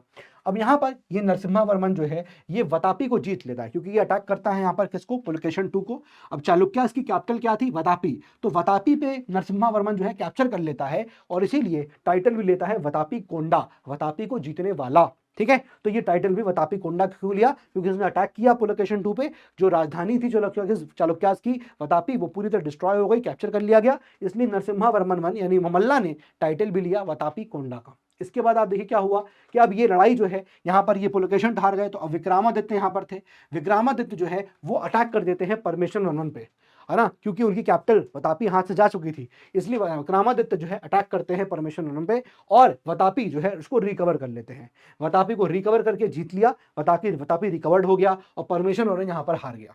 लेकिन ये लड़ाई जो है दोनों चालुक्य कॉन्फ्लिक्ट के बीच, चालुक्य पल्लवा के बीच में, वो कहीं ना कहीं रुकने का भी कोई नाम और निशान नहीं था, और बाद में आप देखोगे बार बार कहीं ना कहीं लड़ाई होती चली गई, ये लड़ाई होती रही। फिर आते हैं नरसिम्हा वर्मन 2, इनको राजसिम्हा भी कहते हैं, है ना, इनके नाम पे था एक टेम्पल का टाइप, एक नंदी वर्मन टेम्पल टाइप है, एक महेंद्र वर्मन टेम्पल टाइप है, नरसिम्हा वर्मन टेम्पल टाइप है।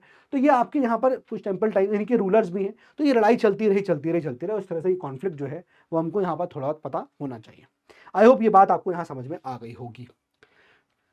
क्लियर है बात ये, तो ये चीज को मैंने यहाँ पर ऑलरेडी इस तरह से बता दिया है आपको, ठीक है, किस प्रकार से यहाँ पर हर्षवर्धन का टेन्योर था, कैसे पुलकेशन 2 पर कैसे यहाँ पर लड़ाई हुई, राइट, ये पूरा डायग्राम यहाँ पर ऑलरेडी आपका देखा दिखाया हो गया है। चलिए अब ये करके कुछ हम लोग यहाँ पर पहले पल्लवा के रूलर्स के बारे में देख लेते हैं, फिर हम लोग यहाँ से आगे बढ़ेंगे। देखिए अब महेंद्र वर्मन के बारे में यहाँ पर आपको 4-5 पॉइंटर जो आपको पता होना चाहिए। पहली बात मैंने आपको ऑलरेडी बताई कि ये वो ऐसी आदमी है जिसको ज़्यादा इंटरेस्ट नहीं था लड़ाई वड़ाई में, इसलिए यहाँ पर ये इंसान जो है वो ज़्यादातर कल्चरल चीज़ों में जो है वो ध्यान लगाता था, and not interest in war and battles नहीं था, इसलिए बेसिकली आर्टिस्ट था, और ही टुक द टाइटल ऑफ चित्रकार पुली, यही चीज़ आपके प्रीलिम्स में पूछी भी गई है। दूसरा पॉइंट यहाँ पर यह है कि राइटर भी था, और उसने संस्कृत का प्ले लिखा हुआ है जिसको बोलते हैं मत्त विलास प्रहासना, ठीक है, नोट करिएगा, संस्कृत राइटर, ये राइटर भी है और उसने संस्कृत प्ले लिखा है, इसका नाम है मत्त विलास प्रहासना। देन उसके बाद आप देखोगे कि म्यूजिशियन भी था, और उसने यहाँ पर एक म्यूजिकल इंस्क्रिप्शन भी बनाया था जिसको बोलते हैं कुदुमेन मिलाई इंस्क्रिप्शन, ठीक है, और वहाँ पर आप देखोगे तो एक वहाँ पर इंपॉर्टेंटली एक म्यूजिशियन का नाम भी आया है जिसको बोला गया रुद्राचार्य। उस म्यूजिकल इंस्क्रिप्शन में एक म्यूजिशियन का नाम भी है जिसको बोलते हैं रुद्राचार्य, इसको लिखवाया है महेंद्र वर्मन ने। देन उसके बाद he was also a great builder of temples, बहुत सारे मंदिर ही बनवाए, और मंदिर बनवाए यहाँ पर आप देखिएगा लॉर्ड शिव और लॉर्ड विष्णु के मंदिर बनवाए, लेकिन इंपॉर्टेंट बात ये थी इन मंदिरों में किसी प्रकार का मोटर या ब्रिक्स इन सब का इस्तेमाल नहीं हुआ, ये पूरे टेम्पल रॉक कट टेम्पल्स थे, चट्टानों को काट के बनाए गए थे, और इसीलिए यहाँ पर इन टेम्पलों को बनाने के बाद महेंद्र वर्मन ने टाइटल लिया था विचित्र चित्र का। और इनफैक्ट यहाँ पर चूंकि he was the great builder of temples, he also to the title of Chettakari, ठीक है ना, चेत्ताकारी। तो ये टाइटल्स जो है महेंद्र वर्मन ने यहाँ पर लिए थे। देन नरसिम्हा वर्मन की बात करेंगे तो नरसिम्हा वर्मन इसी को ममल्ला कहा जाता है, और देन उसने ही यहाँ पर टाउन स्टैब्लिश किया था ममल्लापुरम का, और he is said to be, इसी को हम महाबलीपुरम कहते हैं। और ये कहानी हम ऑलरेडी देख चुके हैं कि कैसे पुलकेशन 2 जब महेंद्र वर्मन पर अटैक करता है तो महेंद्र वर्मन को हरा देता है बैटल ऑफ पुलालूर में, तो नरसिम्हा वर्मन जो है वो अपने बाप की मौत का बदला लेने के लिए अटैक कर देता है पुलकेशन 2 पे, and this was battle of Manimangalam. इसका आउटकम यह था कि उसने वतापी को कैप्चर कर लिया था नरसिम्हा वर्मन ने, ये बता चुका हूं आपको पीछे भी, और इसलिए उसको टाइटल भी लिया था उसने वतापी कोंडा का। अब इंपॉर्टेंट बात ये थी कि राजाओं को ये बताना बहुत ज़्यादा, इसमें उनको बड़ा चुल रहती थी कि हम कहाँ बताएं कि हम जीत गए हैं। तो हर राजा कहीं ना कहीं इंस्क्रिप्शन पे कोई कहीं कुछ लिखता था, तो उसने सोचा कुछ अलग करते हैं साहब हम। तो नरसिम्हा वर्मन ने कुर्रम कॉपर प्लेट्स पर लिखवाया। तो जो कॉपर की प्लेट्स भी थी उस पर लिखवा दिया कि हाँ हमने जीत गए हैं, वातापी को हमने जीत लिया है वगैरह वगैरह, हमने पुलकेशन टू को हरा दिया है। तो हमें कुर्रम कॉपर प्लेट से जो है हमको इस नरसिम्हा वर्मन के बारे में पता चलता है, right. Then Narasimha Varman two, जिनको राजसिम्हा भी कहा जाता है, इनका टाइम पीरियड बड़ा पीसफुल है, राइट। आप कैसे कह सकते हैं पीसफुल है? इसलिए मैंने आपको चार्ट बनवाया था। आप देखिए कि जब नरसिम्हा वर्मन आप देख रहे हो तो सामने कोई भी नहीं है। ये बताने का आइडिया ही यही था मुझे चार्ट, फ्लो चार्ट में, कि इनका रूल बड़ा पीसफुल है, क्योंकि सामने कोई इतना स्ट्रॉन्ग कंटेंडर था ही नहीं। ऐसा नहीं कि रूलर ही नहीं है, कोई स्ट्रॉन्ग रूलर नहीं है जो इनको दबाव बनाए। तो बड़ा पीसफुल यहाँ पर टेन्योर जो है नरसिम्हा वर्मन का या राजसिम्हा का जो है हम कह सकते हैं रहा होगा। और चूंकि पीसफुल टेन्योर था इसलिए टेंपल कंस्ट्रक्शन एक्टिविटीज यहाँ पर हुई। दो इंपॉर्टेंट टेंपल, एक शोर टेंपल महाबलीपुरम में और दूसरा कैलाशनाथ टेंपल कांचीपुरम में, दो यहाँ बनवाए गए थे। इनफैक्ट नरसिम्हा वर्मन वन ने पैटर्नाइज भी किया था एक संस्कृत स्कॉलर दांडिन को, और दूसरी बात एम्बेसीज भी यहाँ पर चाइना जो है नरसिम्हा वर्मन टू ने भेजी थी, ठीक है। देन उसके बाद हम अब बात करेंगे पल्लवा के सोर्सेस की। तो ये तो बात यहाँ पर अभी तक हम कर रहे हैं पल्लवा के रूलर्स की, अब इनके सोर्सेस की बात करेंगे, कैसे कैसे हमको पल्लवास के बारे में यहाँ पता चलता है। देखिए सिंपल सिंपल सी बात है, बुद्धिस्ट के कुछ सोर्स हो जाएंगे, है ना, जैसे कि दीपवंसा, है ना, महावंसा, ये एक सोर्सेस होगा जो बुद्धिस्ट टेक्स्ट हमको पता है ना। अकाउंट्स ऑफ ह्यूनत्सांग एंड इत्सिंग, इनके अकाउंट्स के थ्रू भी हमको पल्लवास के बारे में पता चला, है ना। देन उसका पेरिया पुराणम, ठीक है, तो पेरिया पुराणम ये रिटन बाय, लिखिएगा स्केजीहर, सेकीजर। तो ये एक इंपॉर्टेंट सोर्स हो गया पेरियापुरम, किसने लिखा है एग्जाम में आ सकता है, ध्यान रखिएगा। एंड देन मत्स्य विलास प्रहासना, ये हमने देख लिया, इसको महेंद्र वर्मन ने लिखा हुआ था, ठीक है। अब यहाँ पर देखिए ये सारी कुछ कुछ चीजें हैं, अब ये रूलर्स के नाम हैं और किस किसने क्या क्या यहाँ पर कंट्रीब्यूट किया है, ये आप इसको गो थ्रू कर लीजिएगा। ये चार्ट बना हुआ है, जैसे देखिए शिव स्कंद वर्मन, अब मैंने कहा ना इसके पहले भी रूलर थे शिव स्कंद वर्मन, वो सब भी थे, लेकिन ये तब थे जब पल्लवास चालुक्यास नहीं थे, राइट, तो तब का दिखा रहा है। तो देखिए शिव स्कंद वर्मन के बारे में, probably rule from 4th century AD, तब रूल कर रहे थे। और importantly Hira Hadagalli plates inscription, Hira Hadagalli plate जो है वो शिव स्कंद वर्मन के बारे में बताता है एज अग्निस्तोमे वज्रपाये अश्वमेधाई, यानी कि one who conducted अग्निस्तोमा Vajpayee and अश्वमेध सैक्रिफाइस। तो किसको बोला गया ये बात आपको पता होना चाहिए, है ना। कहां पता चलता है हमको, ये पता चलता है, ये पर्टिकुलर चीज पता चलती है हीरा हथगल्ली प्लेट्स इंस्क्रिप्शन में। ध्यान रखिएगा ये रिफर करता है शिव स्कंद वर्मन को एज अग्निस्तोम वाजपेय अश्वमेधाया जी। ये तीन आपके यहां पर क्या, ये एक तरह से क्या हो रहे हैं, ये सैक्रिफाइसेस कंडक्ट किए जा रहे हैं। तो ये किसके बारे में, शिव स्कंद वर्मन के बारे में। ऐसी सिम्हाविष्णु, मैंने बताया कि भाई ये वही है जिन्होंने कालभरास के रूल को एंड किया था, ठीक बात है, हाँ, कालभरास को यहाँ पर दी एंड कर दिया था। इक्ष्वाकुस को भी यहाँ पर डिफीट किया था, ठीक है। अब इक्ष्वाकुस का थोड़ा ब्रीफ हिस्ट्री ये आता है कि भाई सातवाहन जब डिक्लाइन करते हैं तो कुछ ब्रीफ पीरियड के लिए आपको कुछ एरिया में इक्ष्वाकुस भी देखने को मिलेंगे, उनको भी यहाँ पर डिफीट कर दिया गया, ठीक है, कुछ खास नहीं है। सिम्हाविष्णु ने कैपिटल कांची को बनाया था, और इंपॉर्टेंटली टाइटल लिया सिम्हाविष्णु ने अवानी सिम्हा यानी कि लायन ऑफ द अर्थ, ठीक है, अवनी सिम्हा ऐसा करके टाइटल लिया। तो आपसे पूछ सकता है किसने टाइटल लिया है। महेंद्र वर्मन वन के बारे में मैंने बताया, मत्स्य विलास प्रहासना के बारे में बता चुका हूं मैं, है ना। फिर कैसे यहाँ पर डिफीट हुआ, by Chalukyan ruler Pulakeshin two से हार गया, पुललूर की लड़ाई में ये भी देखा हमने, राइट। कंस्ट्रक्शन करवाया किसका, महाबलीपुरम में केव टेंपल का कंस्ट्रक्शन करवाया, ठीक है। अब ये क्वेश्चन देखिए पूछा गया महेंद्र वर्मन के लिए 2020 के यूपीएससी एग्जाम में। क्या क्वेश्चन था, अर्लियर ये पहले जैन थे, बाद में ही टुक अप शैविज्म, ध्यान रखिएगा इस बात को, ठीक है, बाद में ही टुक शैविज्म, एंड ये हुआ था अंडर द इन्फ्लुएंस ऑफ अपार। 2020 का ये क्वेश्चन आपका प्रीलिम्स के अंदर पूछा गया है, ठीक है। देन उसके बाद ममल्ला नरसिम्हा वर्मन, तो इनके लिए यहाँ पर यही है कि इन्होंने पुलकेशन टू को हराया था, बैटल ऑफ आपकी जो मणिमंगलम थी उसमें हरा दिया था, राइट। और यहाँ पर Badami with the help of Sri Lanka के राजा मानव वर्मा के हेल्प से, ये बात थोड़ा ध्यान रखिएगा, एक चीज जिक्र और आ गया कि जब यहाँ पर हराया गया नरसिम्हा वर्मन ने पुलकेशन टू को हराया, तो श्रीलंका के राजा प्रिंस मानव वर्मा की मदद से यहाँ पर पुलकेशन टू को हराया गया, ठीक है। He claimed victories over Chola, Chera and Kalabhra, इन सब के ऊपर विक्ट्रीज को उसने एस्टैब्लिश किया, कि पल्लवास ने कहा कि हम सबके ऊपर एस्टैब्लिश हो गए हैं। 2 नेवल एक्सपीडिशंस को यहाँ पर भेजा मानव वर्मा को, 2 नेवल एक्सपीडिशंस भेजे। And then an enthusiastic pattern of architecture port of अब यहाँ पर एक सिटी एस्टैब्लिश किया ममल्लापुरम, राइट। फिर उसके बाद यहाँ पर आप देखोगे एक रथ टेम्पल ही बनाया महाबलीपुरम, ये सब चीजें भी यहाँ पर जो है वो करी गई थी। Just a minute guys, alright, so ये चीज हो गया। And it is in honour of Narasimha Varman one that Mahabalipuram is also known as Mamallapuram, है ना, इसी के नाम पे यहाँ मल्लापुरम शहर बना था और उसको आज हम लोग महाबलीपुरम कहते हैं। तो ये बेसिक चीजें आपको देख लीजिएगा, ठीक है। महेंद्र वर्मन 2 आए, फिर उसके बाद फिर परमेश्वर वर्मन 1 आए। अब परमेश्वर वर्मन 1 के लिए बता दिया आपको, कुर्रम कॉपर प्लेट्स पे लिखवाया गया ना। परमेश्वर वर्मन 1 वाज कॉल्ड एज, ये ध्यान रखिएगा, उग्रदंड, उग्रदंडा, उग्रदंड, तो ये ध्यान रखिएगा, परमेश्वर वर्मन को उग्रदंड कहा गया, यानी कि and the destroyer of the city of Ran Rasika, ठीक है, इसका डिस्ट्रॉयर इसको बोला जाता है, ठीक है। Ran Rasika, Ranarasika was a title of Vikramaditya 1, ये इनका टाइटल था, ठीक बात है। तो परमेश्वर वर्मन की बात ध्यान रखिएगा। फिर नरसिम्हा वर्मन 2, जिनको राजसिम्हा भी कहा गया, इनके लिए 2 टेम्पल्स हम देख चुके हैं, कैलाशनाथ टेम्पल और शिव टेम्पल एट महाबलीपुरम, ठीक है, ये हो गया। Then Danti Varman, during his reign Rashtrakuta king Govind 3 invaded Kanchi. अब राष्ट्रकूट की जब बात करेंगे तब वहां देखेंगे हम लोग। नंदी वर्मन 3 भी है, ठीक बात है। अब इनके टाइम पीरियड में डिफीटेड द पांड्यास, अब इन्होंने पांड्यास को डिफीट कर दिया। अब ये देखिए आप कि पल्लवाज ने पांड्यास को भी डिफीट कर दिया है। ओ हो, पल्लवाज ने पांड्यास को भी डिफीट कर दिया है। ओ हो, बात समझ में आ रही है? ये इंपॉर्टेंट बात यहां पर हो रही है भाई। पल्लवाज ने पांड्यास को डिफीट कर दिया in the battle of Sri Purambiyan, तो इस बैटल में डिफीट कर दिया गया, या फिर इसको आप बोलेंगे थ्रू पुरम्बियम।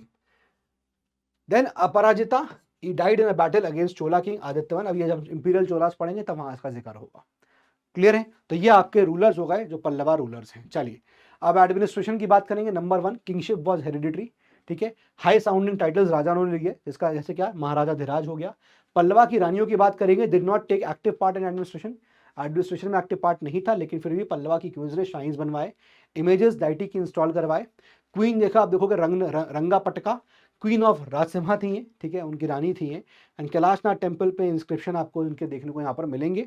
तो ये क्वींस का कंट्रीब्यूशन था। थर्ड, जुडिशियल कोर्ट थे, जजेस को यहाँ पर धर्म अधिकारी बोलते हैं, ठीक है, या फिर आप देखोगे धर्म अधिकारी, और कोर्ट्स यहाँ पर क्या बोलते हैं, अधिकरणा मंडप बोला जा रहा है।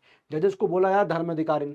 फाइन्स लगते थे, उसको बोलते थे कसाकुडी प्लेट्स में यहाँ पर आपको मिला हुआ है फाइन्स के बारे में, हमें कसाकुडी प्लेट से पता चलता है, ठीक है। तो सुपीरियर कोर्ट को यहाँ पर करना दंडम बोला जाता है, और डिस्ट्रिक्ट कोर्ट को अधिकरणा दंडम बोला जाता है। तो ये बात थोड़ी ध्यान रखिएगा कि डिस्ट्रिक्ट कोर्ट से अधिकरणा दंडम, सुपीरियर कोर्ट को करण दंडम बोला गया।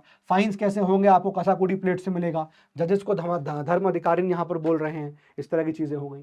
4th point, district officers work closely with the provincial governors, और जो डिस्ट्रिक्ट ऑफिसर्स हैं वो प्रोविंशियल गवर्नर्स के साथ काम कर रहे हैं। तो ज़्यादा कुछ खास नहीं है, हाँ, वेरी सिंपल, हेरिडिटरी है, ध्यान रखिएगा बस ये।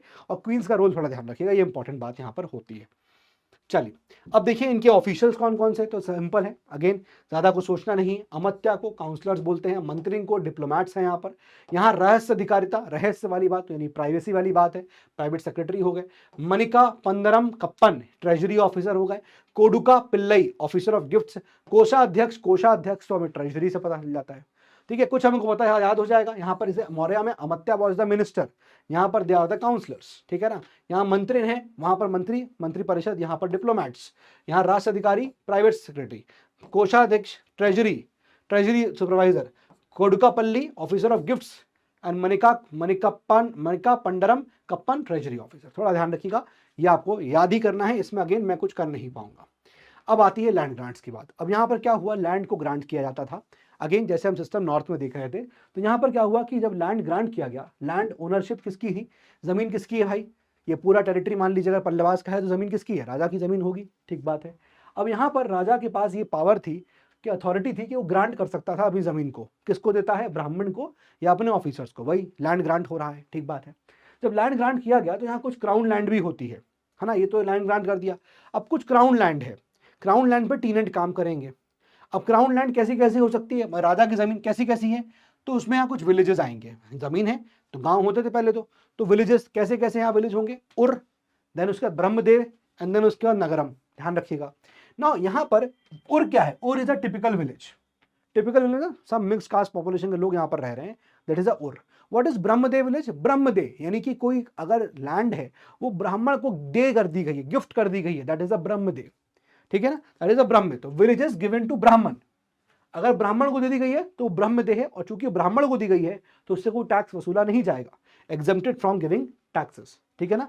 अब यहाँ पर ब्रह्मदेव में दो चीजें और आती हैं, एक आता है देवादना विलेज, यानी कि यहाँ से रेवेन्यू विलेज है, एंड देव मतलब गॉड, टेम्पल मतलब क्या होता है एक तरह से, मतलब यहाँ देव गॉड को गया, तो बेसिकली यहाँ ये बोला गया कि भाई टेम्पल का मेंटेनेंस जो है वो इस पर्टिकुलर से यहाँ के रेवेन्यू से किया जाएगा। तो देव आदना, तो देव के लिए, देव गॉड के लिए, यानी कि यहाँ पर जो भी खर्चे रुपए होंगे वो इस पर्टिकुलर देवादना विलेज से यहाँ से हुआ करेंगे, ठीक बात है।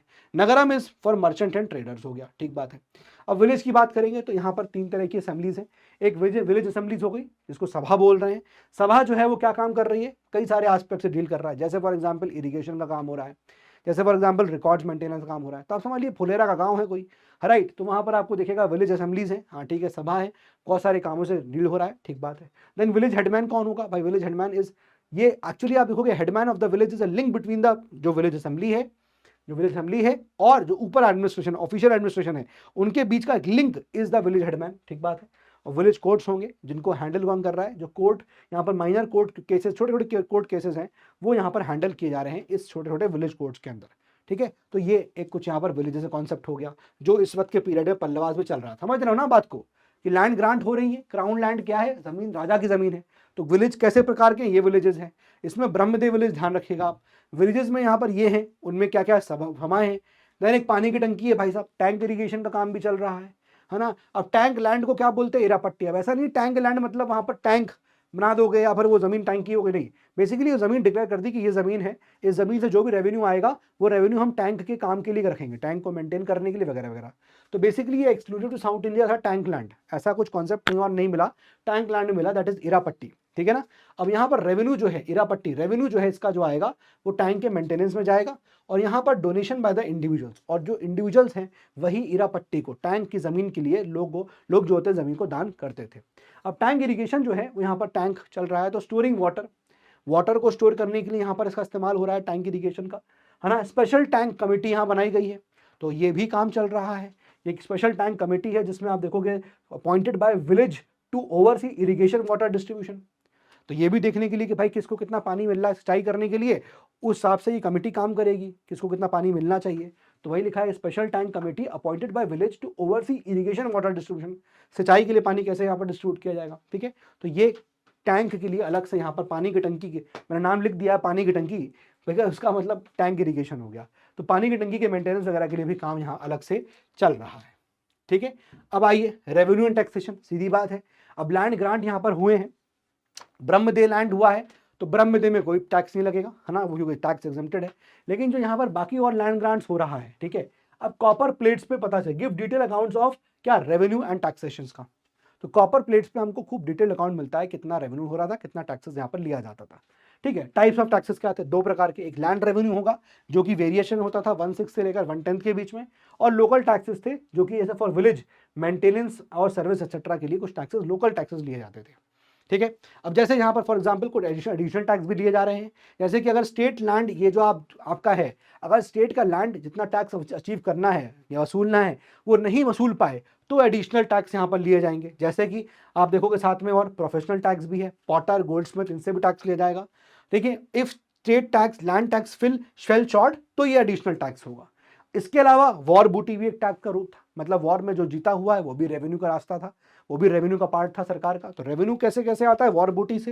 रेवेन्यू कैसे आ रहा है, एडिशनल टैक्स से। अगर लैंड के थ्रू, इनके थ्रू टैक्सेस फुलफिल नहीं हो पा रहे हैं तो ये टैक्स लगेंगे।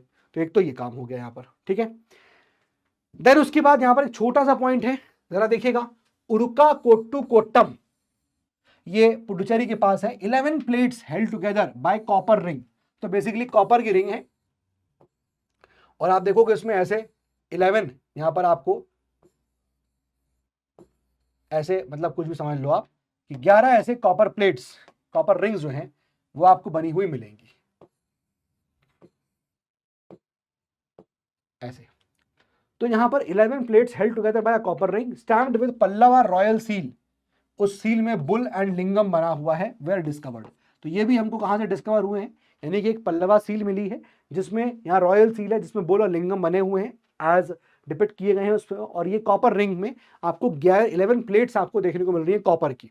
ये हमें कहां से मिला है, उर्रू काट्टू कोट्टम से मिला हुआ है, ठीक है, ध्यान रखिएगा। अब इसमें नंदी वर्मन के रिकॉर्ड्स के बारे में, ग्रांट ऑफ विलेज के बारे में बताया गया है। That is the only thing that you need to know, right. और जो भी यहाँ जो लिखा हुआ है इस कॉपर प्लेट पे वो संस्कृत में मेंशन यहाँ पर किया गया है। चलिए आर्मी की बात करेंगे तो आज सिंपल, चैरियट्स की जगह कैवेलरी यहाँ पर सामने आ गई है। स्टैंडिंग आर्मी है, स्टैंडिंग आर्मी हमेशा एक आर्मी तैयार है। स्टेट रेवेन्यू जो आ रहा है उसके थ्रू इनको पेमेंट किया जा रहा है ना। चैरियट्स भी, अब चैरियट्स इतने नहीं है, कैवेलरी पे ज्यादा फोकस हो रहा है। नेवी की बात करेंगे तो यस, नेवी यहाँ पर इनकी स्ट्रांग है, ट्रेड हो रहा है उसके थ्रू।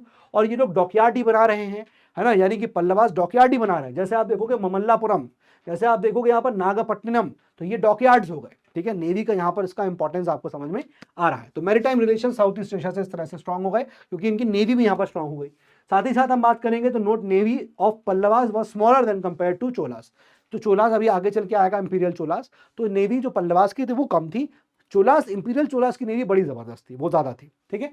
तो ये यहाँ पर आर्मी का सिनारियो हो गया। देन आते हैं ट्रेड की बात करते हैं। अब जरा देखिए यहाँ पर ट्रेड की क्या क्या बातें हो रही हैं।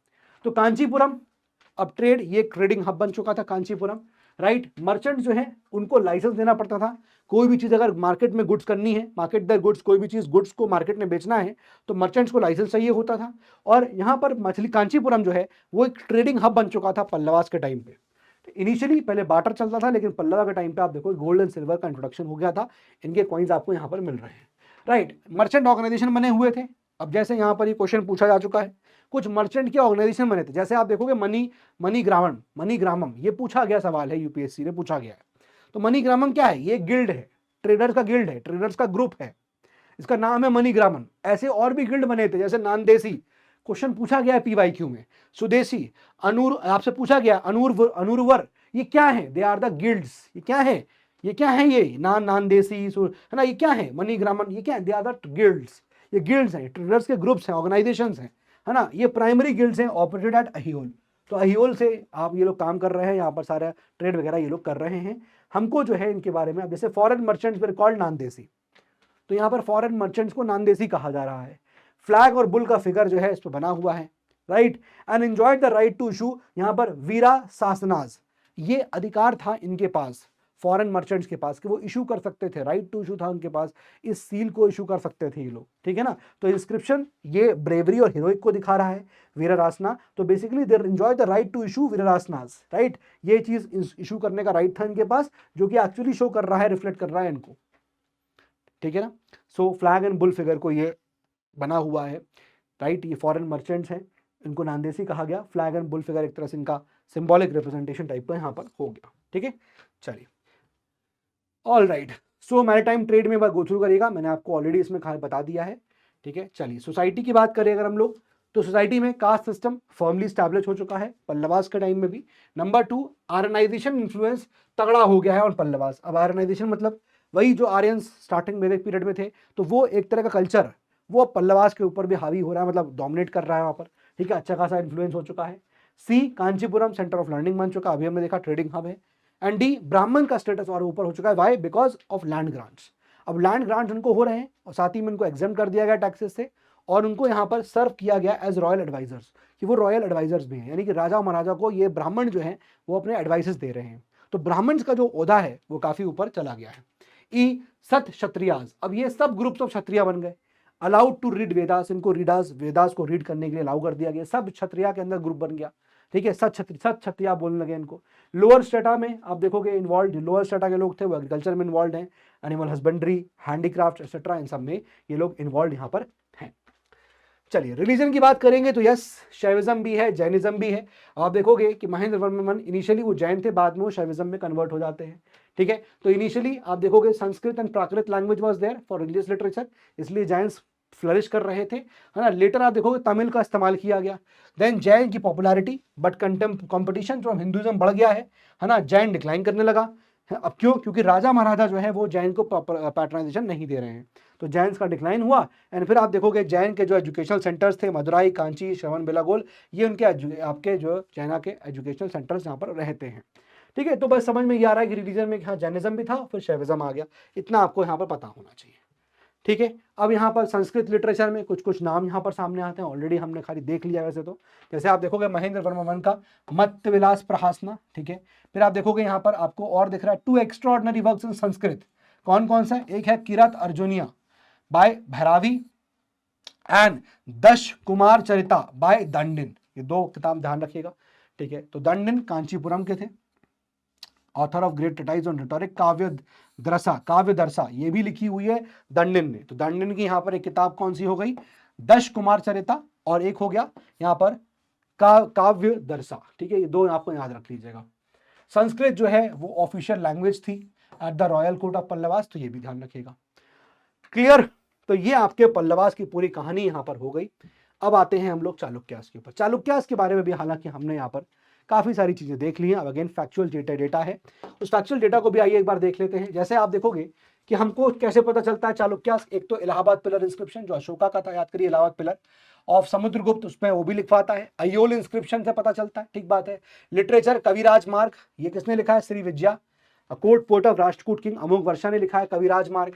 विक्रम अर्जुन विजयम, ये किसने लिखा है, ये लिखा हुआ है भाई ऑल्सो कॉल्ड पंपा भारत, या पंपा ने लिखा हुआ है, ठीक है। विक्रम अर्जुन विजयम। देन ननैया का महाभारतम, इन तेलुगु में महाभारत को लिखा गया है ननैया ने। Writing of Arab traveller Suleman al Masudi और इब्न हौका, इब्न हौका, इनके थ्रू भी जो है हमको, इनके भी अकाउंट्स के थ्रू हमको चालुक्यास के बारे में पता चलता है।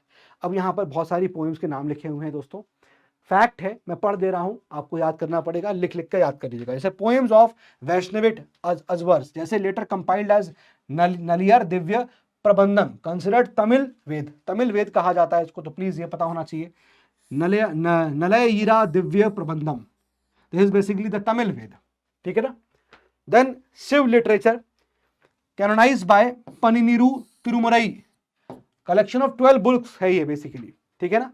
Then थेवरम compose by Appar Sambandar and Sundarar and Thiruvasagam by Manikkavasagar. Important है, पूछा गया है एक आध बार आई थिंक, तो याद रखना पड़ेगा। अब यहां पर ये सारे रूलर्स के बारे में दिया हुआ है, मैंने ऑलरेडी आपको इनके रूलर्स के बारे में सारी कहानी बता दी है चालुक्यास के, तो वो आप रीड गो थ्रू कर लीजिएगा। इनके एडमिनिस्ट्रेशन की बात करेंगे तो जो जो हाईलाइटेड पोर्शन है उसे फोकस करिए जरा।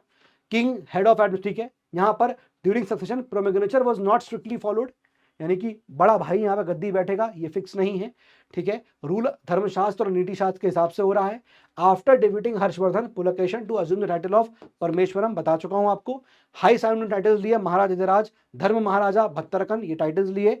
रॉयल सिग्निया क्या था इनका, वाइल्ड बोर, वराह अवतार ऑफ विष्णु जी, ये टाइटल रॉयल सिग्निया था, मतलब एक तरह का सिंबॉलिक रिप्रेजेंटेशन हो गया, ठीक है। स्टेट को डिवाइड कर रखा था politically for the sake of administration into, state divided है किसमें, vishayam, then rashtram, then nadu and then grama. तो ये चालुक्यास का स्टेट का डिवीजन ऐसे है। Vishayapati exercise power at the behest of the kings, vishayapati exercise power कर रहे हैं, पावर एक्साइज कर रहे हैं। सामंत, ये कौन हो गए, फ्यूडल लॉर्ड्स हो गए, functioning under the control of the state, तो सामंत यहां पर ये हुआ है, ठीक है ना। ना यहां पर पुलकेशन 1 को नॉलेज है मनुशास्त्र, पुराण और इतिहास, इन सब के अंदर, ठीक है। ये सब चीजें यहां पर पता होनी चाहिए।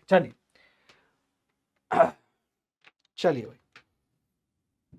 अब ये डिवीजन है, तो आप देखिए provincial, district and village administration में कौन कौन से ऑफिशियल्स होते थे, प्लीज गो थ्रू इट, मैं इसमें और ज्यादा बता नहीं पाऊंगा। देखिए आप, करना और gramani village accountant, nagarapatis official of the town, mahajanam maintain the law and order of village, mahapurusha for maintaining order and peace in the village, nal gamundas traditional revenue official of the village, grama bhogis या ग्राम कुदास विलेज ऑफिशियल हुआ करते हैं, बस रटना पड़ेगा, है ना। देन उसके बाद pokigan, central figures in the village administration appointed by the kings, appoint किए जा रहे हैं। Mahasamanta provincial governors, mahattaras prominent villagemen, vishayapati chief of vishaya यानी डिस्ट्रिक्ट के हेड हो गए।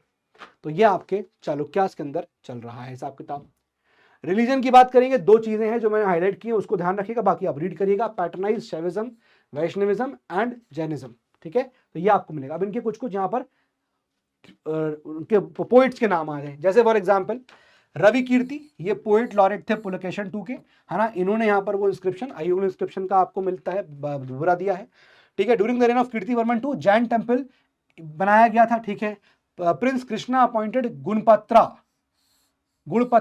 प्रिंस कृष्ण ने अपॉइंट किया था, जैन मॉन्क थे ये। तो देखो कैसे यहाँ पर जैनिज्म को मिल रहा है।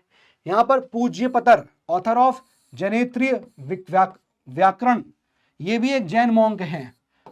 तो कंटेम्प्रेरी ऑफ चालुक्य रूलर हो गए। मतलब ये समझ में आ रहा है कि हाँ, चालुक्यास ने जैन्स को भी यहाँ पर पैटर्नाइज किया, तभी जैनिज्म को भी यहाँ पर रिलीजन को मिल रहा होगा patronisation. Hiuen Tsang mention many Buddhist centres also with followers of Hinayana and Mahayana sects living there, कि भाई चालुक्य के टाइम पे ये रिलीजन भी थे, ह्यून-त्सांग के अकाउंट से पता चलता है।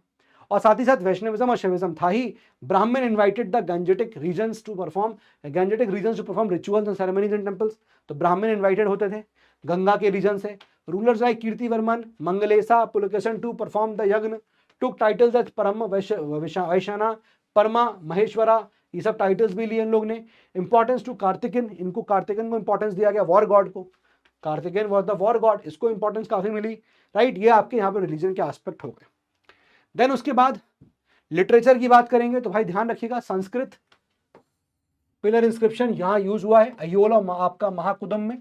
7th century inscription mentions Kannada as the local language and Sanskrit as the language of the culture. ध्यान रखिएगा, कन्नड़ एक लोकल लैंग्वेज है और संस्कृत एक लैंग्वेज ऑफ द कल्चर हो गया, ठीक है। यहां पर चीफेटियन ऑफ पुलकेशन टू का चीफेटियन था। ऑथर्ड अ ग्रामर वर्क का नाम क्या है, सप्तवत्रम, संस्कृत में हुआ है, ठीक है। तो ये हमने ऑलरेडी यहां पर देख लिया है। मेगुड़ी जैन टेम्पल अयोल में आया है, ठीक बात है। और संस्कृत इंस्क्रिप्शन यहां पर आएगा जिसको कंपोज किया है रवि कीर्ति ने, ये देख लिया हम लोग ने, ठीक है। और यहां पर Pulakeshin 2 also known as Satyashraya the abode of truth, तो inscription of serves as the prashasti praising the Chalukya dynasty with a particular emphasis on the reigning king Pulakeshin II, also known as Satyasaraya, अब ये भी नाम से जाना गया उसको, ठीक है ना, अबोर्ड ऑफ ट्रुथ पुलकेशन 2 के लिए। और ये जिक्र कि हर्षवर्धन को हरा दिया है, वो भी जिक्र यहाँ पर अयोल इंस्क्रिप्शन में होता है। तो अयोल इंस्क्रिप्शन में मेगुडी जैन टेम्पल के बारे में आपको मिलेगा, ठीक है, रवि कीर्ति के द्वारा कंपोज ये इंस्क्रिप्शन, उसमें आपको पुलकेशन 2 को यहाँ पर सत्यासराया बोला गया, सत्यासराया, ठीक है, और हर्षवर्धन को हरा दिया गया, ये बात बताई गई है। चालुक्य के आर्किटेक्चर, अब इन आर्किटेक्चर को हम लोग को आर्ट कल्चर में वैसे डिटेल में डिस्कस करना है, मैंने बता दिया आप लोगों को बस, ठीक है। फिर भी आप लोगों के सामने बताया हुआ है कि ये टेम्पल्स चालुक्य ने यहाँ पर अपना टेक्निक लेके आए, सॉफ्ट सैंडस्टोन से बनाते थे ये लोग, और यहाँ पर अलग अलग राजा के नाम पे you will find the temple architecture. तो टेम्पल्स में कुछ एक्सकेवेटेड केव टेम्पल्स हैं, यानी केव्स को एक्सकेवेट कर करके बनाया गया है, केव्स को एक्सकेवेशन किया गया है ना, खुदाई करी गई है। कुछ आपके स्ट्रक्चरल टेम्पल्स हैं। अब जैसे स्ट्रक्चरल टेम्पल्स की बात करेंगे तो पट्टाडकल विरूपाक्षा टेम्पल वहां पर मिलेगा आपको, और अयोल हो गया। अब पट्टाडकल में you will find Chalukyas constructed 10 temples, यहाँ पर आपको 10 टेम्पल मिलेंगे पट्टाडकल में। ऐसे आप देखोगे कि हमें बादामी में 4 केव्स मिलेंगी एक्सकेवेटेड केव्स में, मंगलेशा में हमें लार्जेस्ट केव टेम्पल देखने को मिलता है, तो एक्सकेवेटेड केव टेम्पल्स में हमको वो टेम्पल्स देखने को मिल रहे हैं, ठीक बात है। एंड देन पेंटिंग्स की बात करेंगे तो भाई चालुक्यास यहाँ पर वाकाटाका की स्टाइल ऑफ पेंटिंग्स को अडॉप्ट कर लेते हैं। बहुत सारी पेंटिंग्स जो है वो लॉर्ड विष्णु के इनकारनेशन को दिखा रही हैं। मोस्ट इंपॉर्टेंट चालुक्यन पेंटिंग कौन सी है जो यहाँ पर हमको मिलती है, is in the palace built by king Mangalesha के द्वारा बनाई गई, ये आपको painting most important Chalukyan painting मिलेगी। तो दिस इज अबाउट इट, इससे ज़्यादा कुछ यहाँ पर है नहीं। PYQs मैंने आपको इसमें नहीं कराए हुए हैं, ठीक है, बट आप लोग ज़रूर गो थ्रू करिएगा। Today I was not short of time a bit, और इसीलिए मैंने जो है उसको, बट ठीक है, एनीवे आप लोग गो थ्रू करिएगा, आपको PYQs मिल जाएंगे। बाकी ये चैप्टर को चूँकि जल्दी खत्म करना था, इन द सेंस बहुत सारा कंटेंट आप देखा कितना फैक्चुअल चीज़ें हैं, तो जो बेसिक कंसेप्ट था मुझे समझाना था आपको कि चालुक्य पल्लवा कैसे आए, यही मेरा काम है। देखो मेनली हिस्ट्री तो बाकी सब फैक्ट है, लेकिन यही मेरा काम है कि कॉन्सेप्ट को समझा देना, क्योंकि फैक्ट को मैं लिखूंगा भी फैक्ट तो भी आपको बार बार उस पर आना पड़ेगा, बार बार देखना पड़ेगा। मैं नहीं भी लिखूंगा तो भी आपको बार बार आना पड़ेगा, क्योंकि आपको लिखना पड़ेगा, कलम खुद चलाओगे तो याद हो जाएगा। तो इसीलिए जो कॉन्सेप्चुअल चीज़ें थी, जहाँ चार्ट की ज़रूरत थी, जहाँ मैप्स की ज़रूरत थी, वो मैंने आपको यहाँ करके बताया हुआ है। होपफुली आपको वो चार्ट समझ में आया होगा। मैंने जो आपको टाइमलाइंस दी है, प्लीज़ उस टाइमलाइन को अच्छे से फॉलो करिएगा, ठीक है। So that's all for today from my side दोस्तों। पढ़ाई करते रहिए, मेहनत करते रहिए। जय हिंद एंड जय भारत एवरीवन।